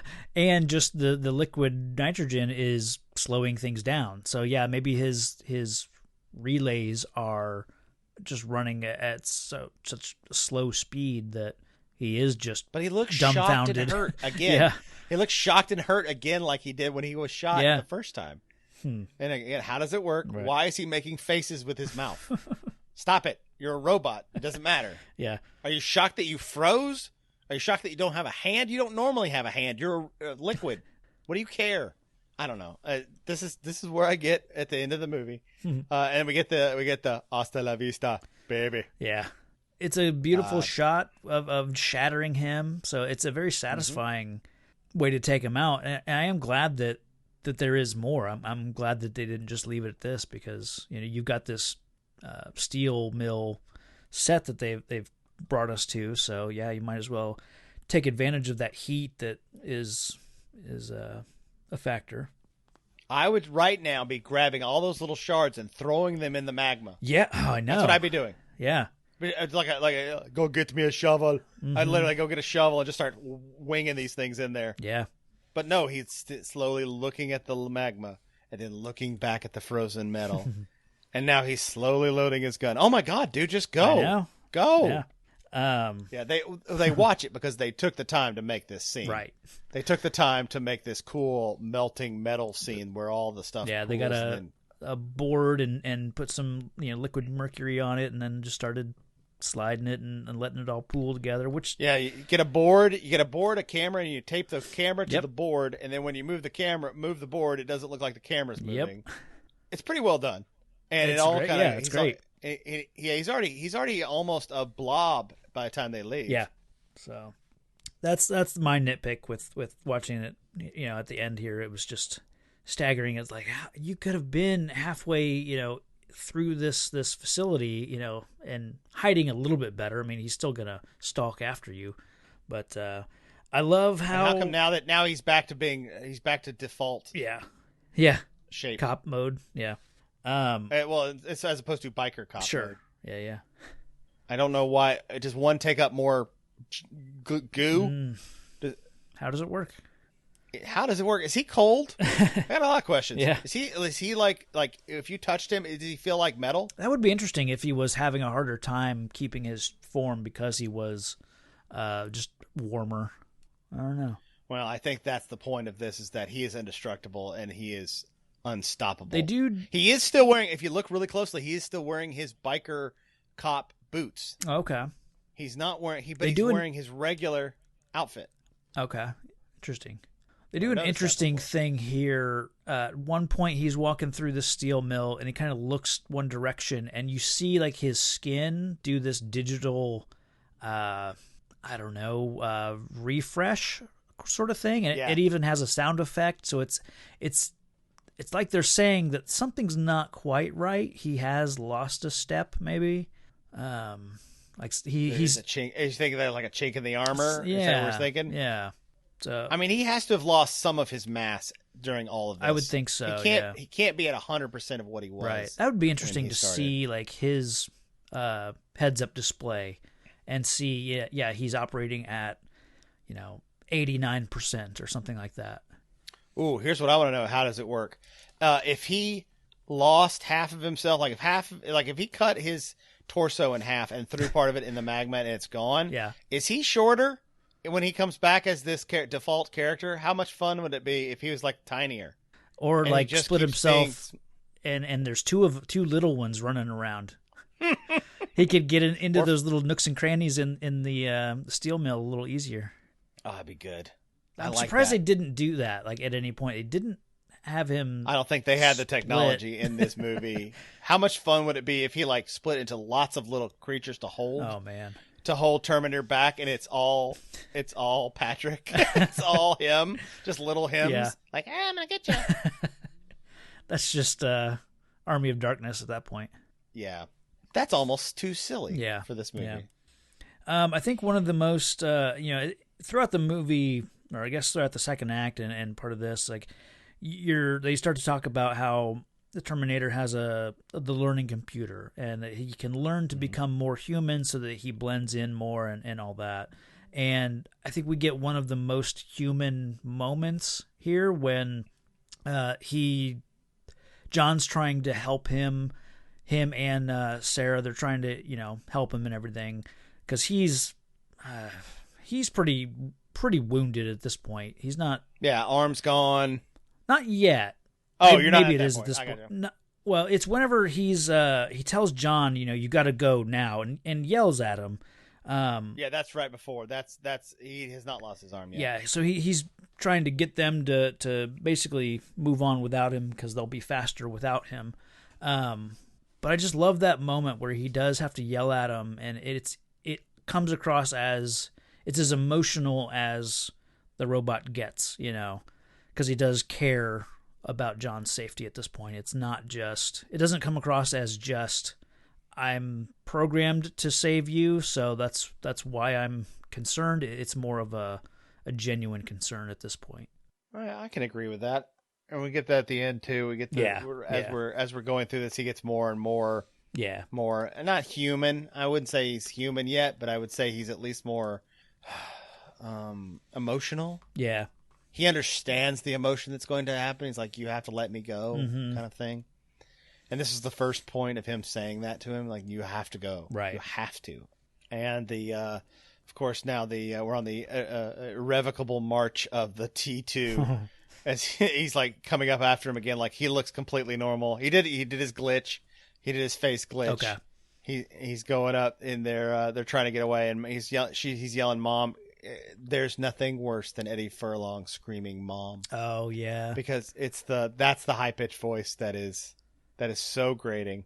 And she pulls out her shotgun and is loading it with like 1 million shotgun shells. Yeah, and we're so close. We're so close to him being destroyed. She shoots him through the head. Now this one actually goes through. That was the shooting through the head, and these are the last few shots. This is where she almost has him. Mm-hmm.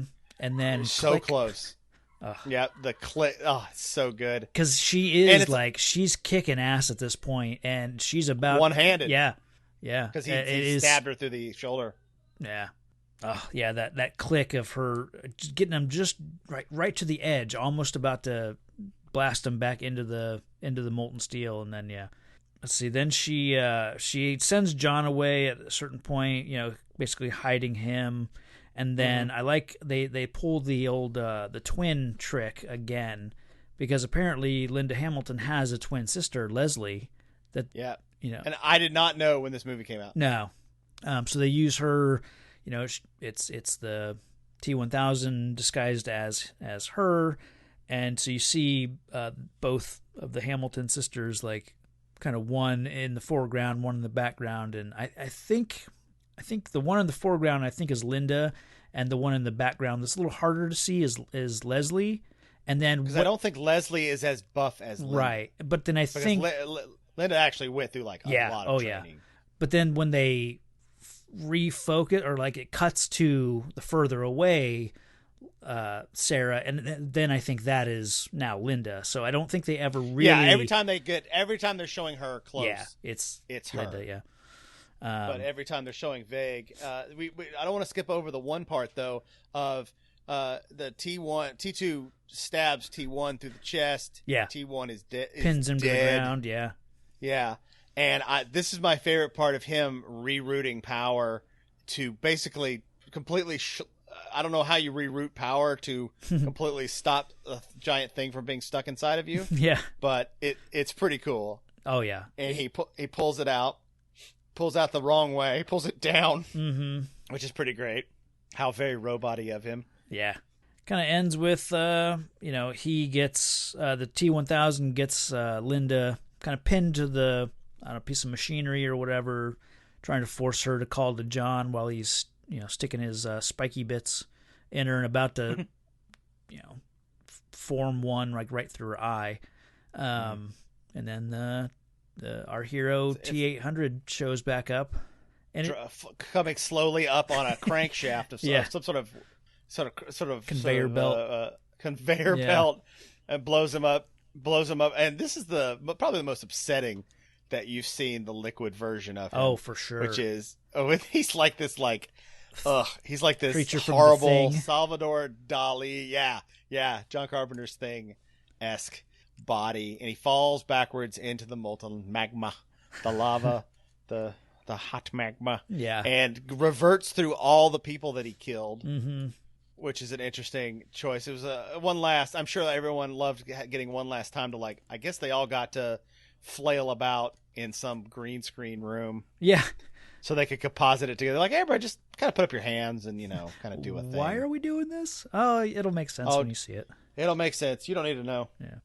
The "I need a vacation" line from our Terminator, it never liked that line, because it's too funny. It's too winky at the camera. Yeah.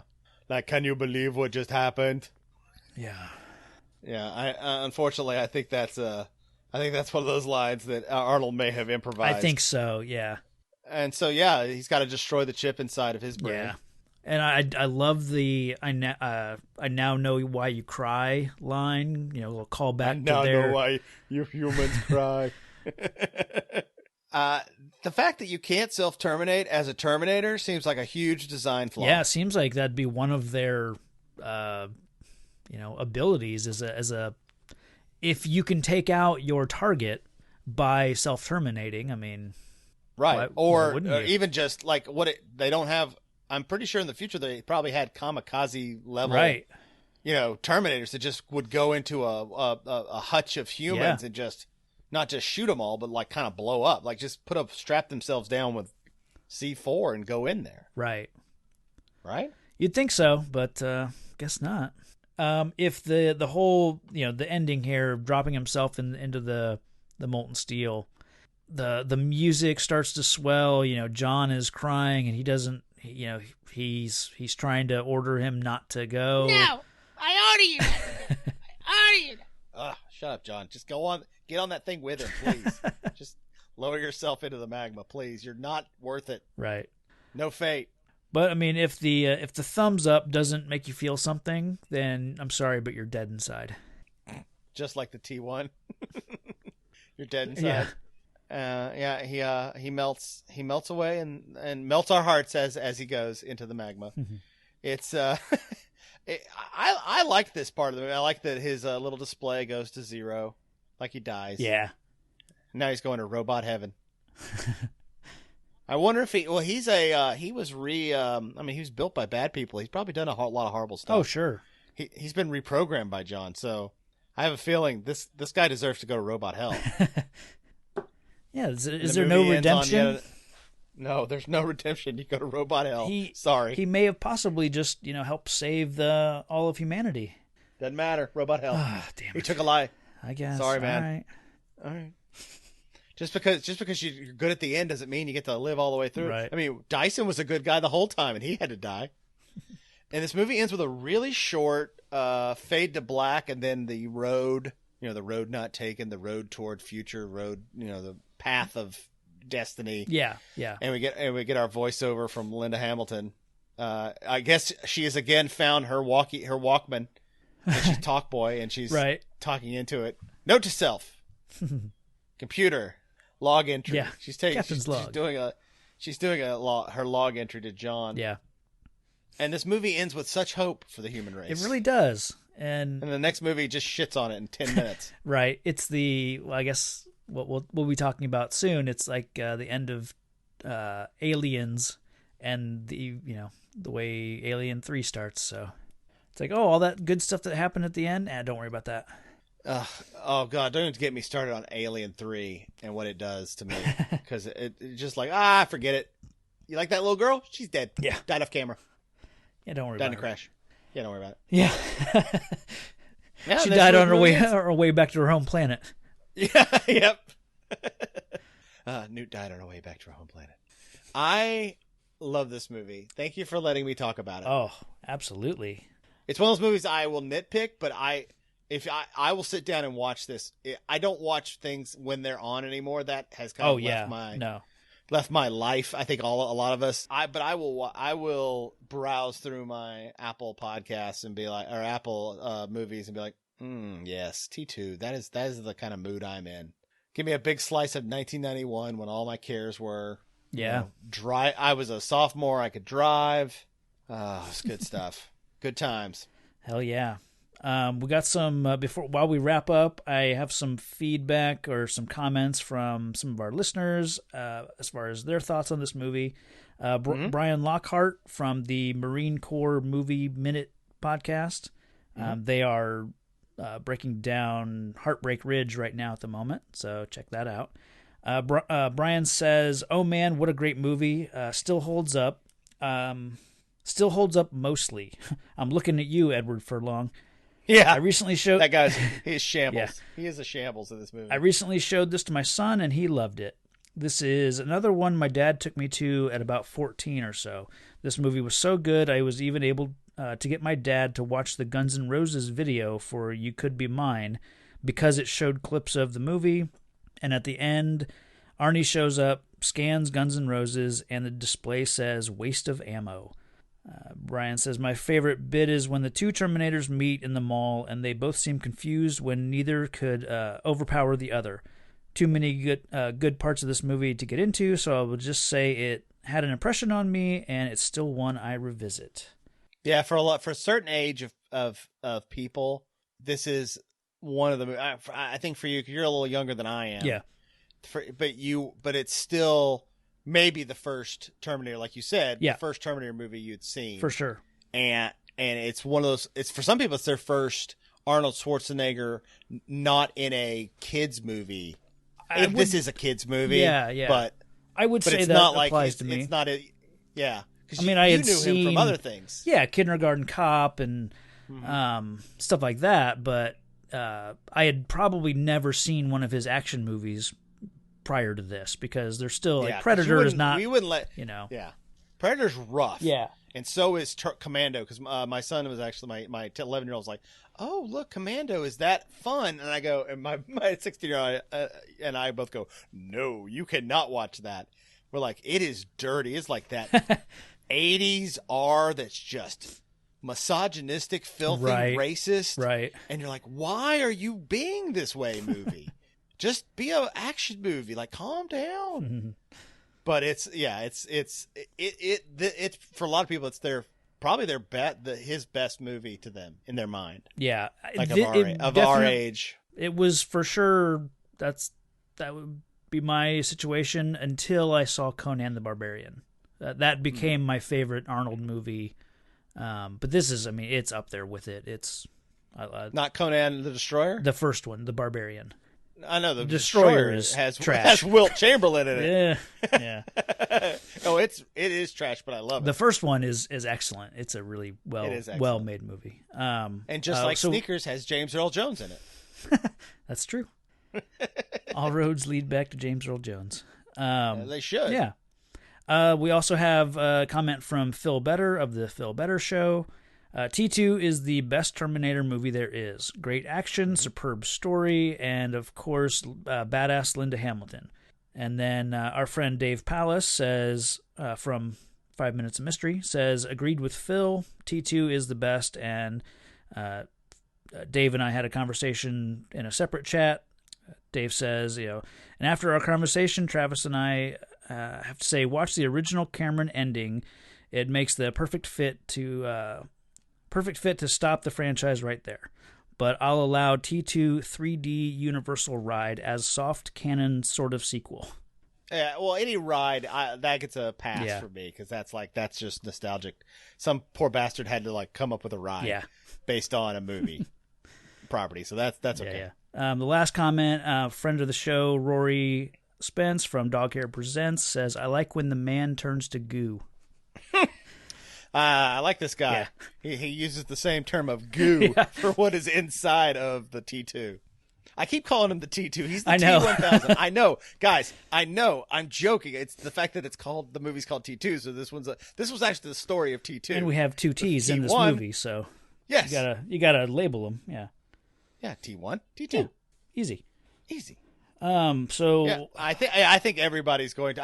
I have not met a person that's like, I really don't like. I mean, I think most people in the curmudgeons of our group that do a lot of our movies by minute stuff, some of them have weird things that they don't like. Like they just don't like certain movies. But I think these are the kind of movies like the Indiana Jones and the Star Wars that just everybody likes. Yeah.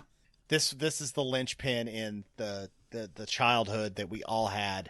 And this movie is awesome. Well, and this was, I think, one of the first movies that I saw as a kid and instantly loved it, and then understood that most people like this movie. Like, I understood that I love Teenage Mutant Ninja Turtles, and at that time even loved, Secret of the Ooze and stuff like that. But I understood that adults didn't, care about that sort of thing. But this was a movie that, even adults were like, yeah, that's a good movie. I think... It's a dad-son movie. Yeah. I mean, it could also be a mom-son movie. It depends on what you're doing. But for me, it was a dad-son movie. Same here. So your dad gave it to you. Yeah. So that's even better. It's one of these things where I probably saw this with my parents, my dad at least, because he would have. Although he wasn't a huge Arnold Schwarzenegger fan either. He doesn't like violent movies. It was just. But this movie's it's not that violent. Yeah. It's okay. So yeah, this is a good dad movie. Yeah. Because dad movie has become a thing, like Jack Ryan on Amazon Prime. That's a dad show, which I love, by the way.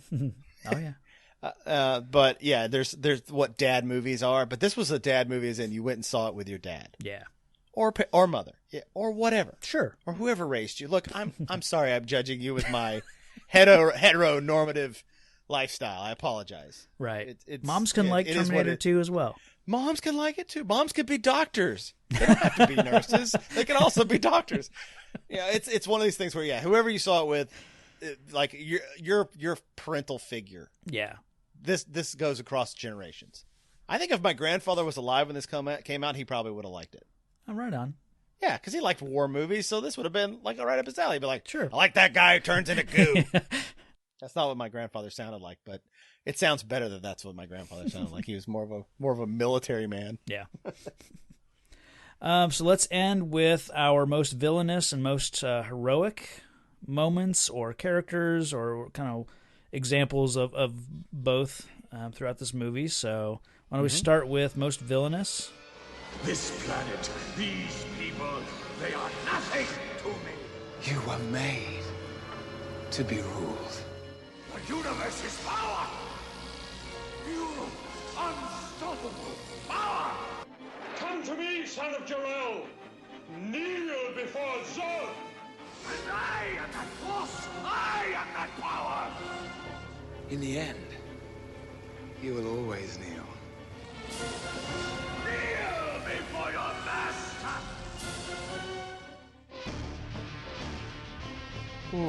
Most villainous. Is it person? It can be person. It can be moment, action. Just. It's the T2 chucking his spike arm through Todd's gourd. Okay. That for me that has stuck out in my mind as evil, as the most evil thing. He could have easily, because he's obviously killed the woman off screen. Could have been just as horrible. We don't know, but not seeing it, I'm gonna assume he just like slowly just covered her mouth and she just went to sleep.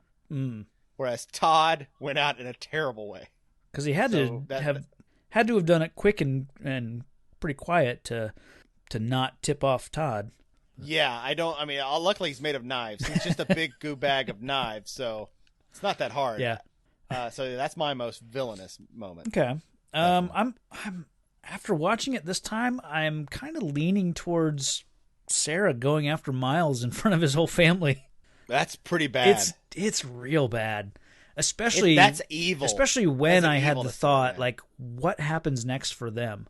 Their life is ruined. Oh man, because what can they tell anybody? This man from the future showed up with his boy Ward, and they won't even get any money because he was a terrorist. Yeah. Oh shit. Yeah. Yeah. Oh shit. He went in there under false pretenses, stole company stuff, and then was shot by a SWAT team. Yeah. He's not getting compensation for this. So they have ruined that family's life. I mean, to be fair, he ruined all of it. Right.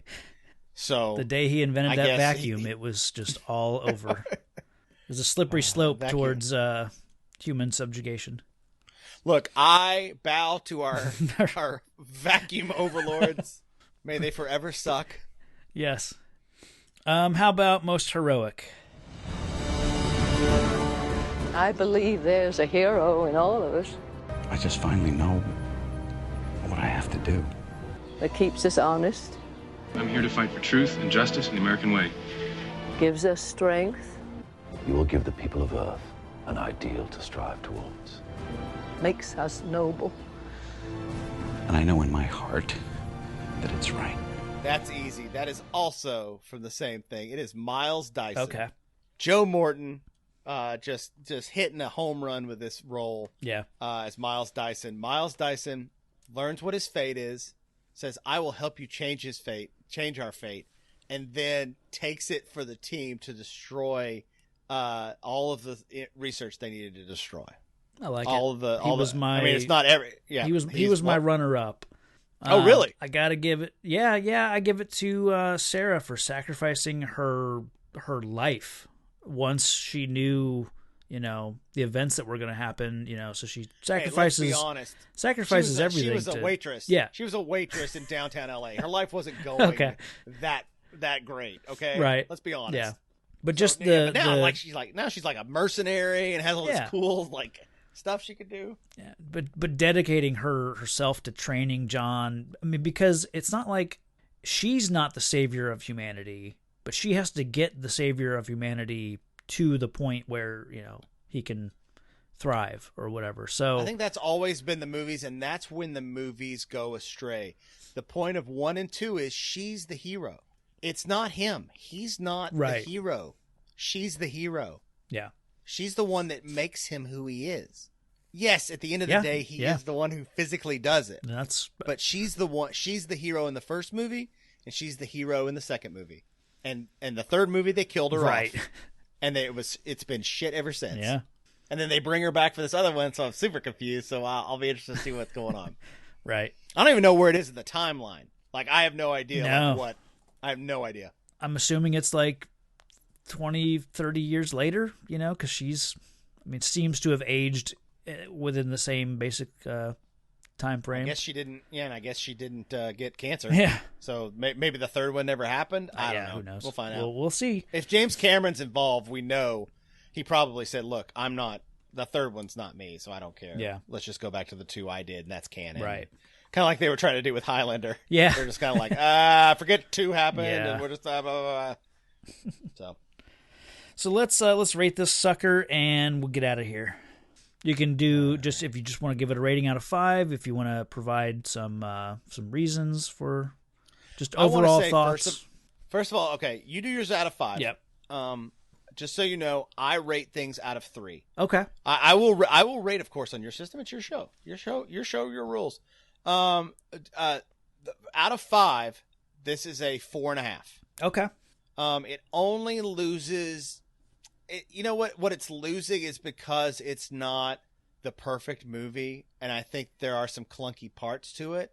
But it's for an action movie to be over a 4 is a lot for me. And this is a 4.5. This is almost a 5. I love it. Nostalgia probably gets that extra 0.5 to it. Okay. Let's see. Patrick did send me his rating. Okay. Let's see here. Who's this Patrick? Some guy. So Patrick gives this a 5 out of 5. He says, when I saw this movie, the effects blew my mind as a kid. This movie, Jurassic Park, and Matrix are the 3 movies I remember saying, how the hell did they do that? That's a good way to think about it. Yeah. Says, other thoughts. Robert Patrick terrifies me to this day, and that Sarah Connor had some tough years since the last film, but got some serious guns. So Patrick rates it a 5 out of 5. I also rated a 5 out of 5. I just flat out adore this movie, and it's comforting to be able to watch it now and feel that it holds up completely. I feel justified for liking it as a kid. It's not just it was good when you're a kid, you know. Yeah, it's like you do about the Teenage Mutant Ninja Turtle movie. Which the first movie is flat out still a great movie. It's great, but can you get other people to watch it?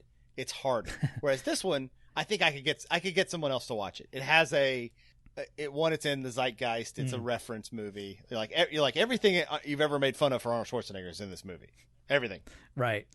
This and Predator. Yeah. You know, get to the chopper and all that. Yeah. It depends on the kid. It depends on how old the child is. Sure. But yeah, I won't go on too long just because I'll just be repeating myself. But no, for all the reasons I've talked about, I love this movie, and I feel like I do feel like it is a 5. I understand, giving it a 4.5. But it's you know what it is? It's Eddie Furlong. See, and watching he brings it down half. Okay, I get that. I didn't have any problems with him. The screechy voice doesn't. It was almost more endearing to me. I think I don't care for the stuff. I don't care for Edward Furlong is when he's trying to act tough to teach the Terminator, how to speak, or when he's confronting the 2 guys that come over to help him, those scenes I don't like, but everything else I'm cool with. But yeah, so a 4.833 repeating is a solid rating for this. Yeah. So we've been going pretty long, so we'll wrap it up here. But Jonathan, definitely let people know where they can hear you.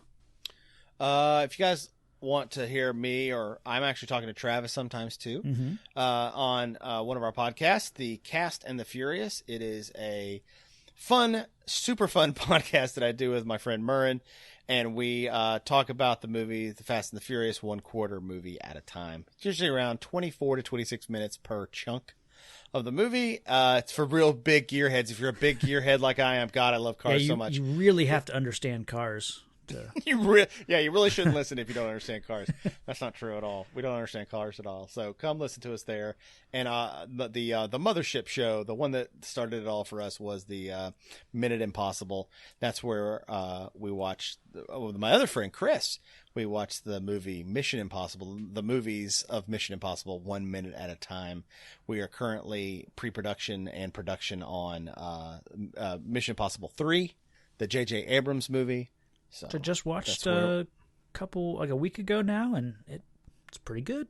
Yeah. Well, don't worry, we're already razzing on it in the first minute. Okay.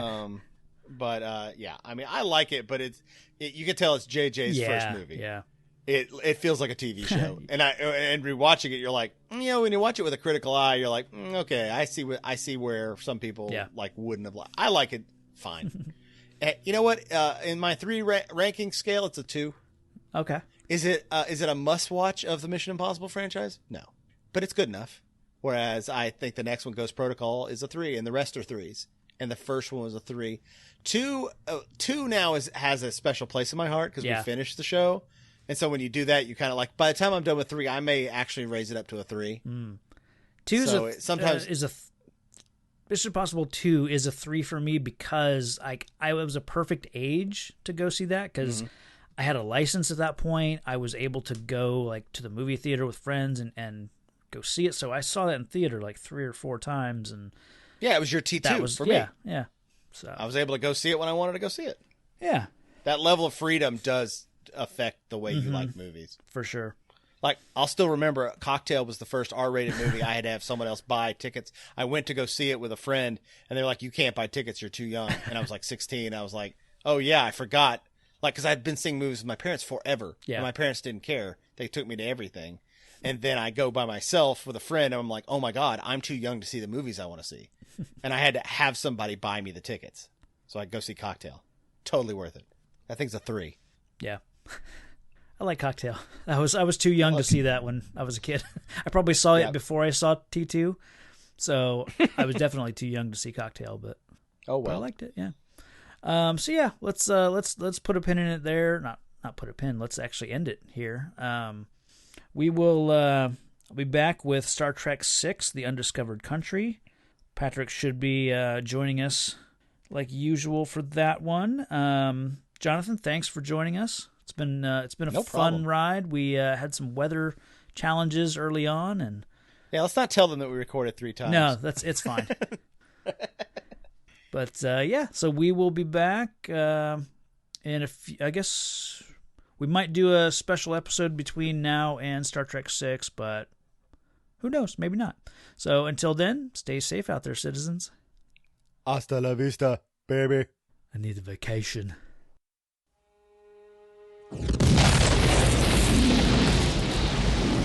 The Klingon Empire has 50 years of life left to it. To offer Klingons a safe haven within Federation space is suicide. They're animals. Jim, they are dying. And you, Captain Kirk, are to be our first olive branch. Me? The galaxy stands at a crossroads. This is the Starship Enterprise. We've been ordered to escort you to your meeting on Earth. Guess who's coming to dinner? I have so wanted to meet you, Captain. One warrior to another. Right. On the verge of peace. The Undiscovered Country. The future. On the brink of war. We come in peace, and you blatantly defy that. We haven't fired. According to our databanks, we have. I shall blow you out of the stars. Now, the crew of the Starship Enterprise will not be the instigators of full-scale war on the eve of universal peace. They're coming about. Battle stations. Fights not to win battles. Incoming. Signal our surrender. Captain? We surrender. But to end them forever.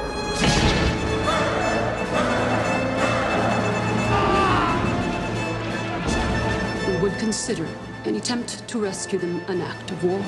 There will never be a better time. This is Captain Sulu, USS Excelsior. We stand ready to assist you. This is fun. You do prefer it this way, as it was meant to be.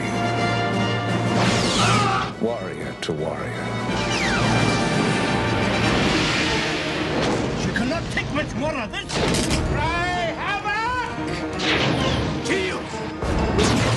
And let's slip the dogs of war. Fire!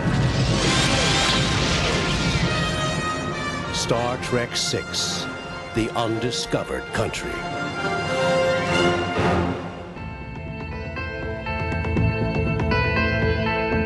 Thanks for listening to the podcast. Find the show on Facebook and Twitter at Real Comic Heroes. All music and audio are the property of their respective creators.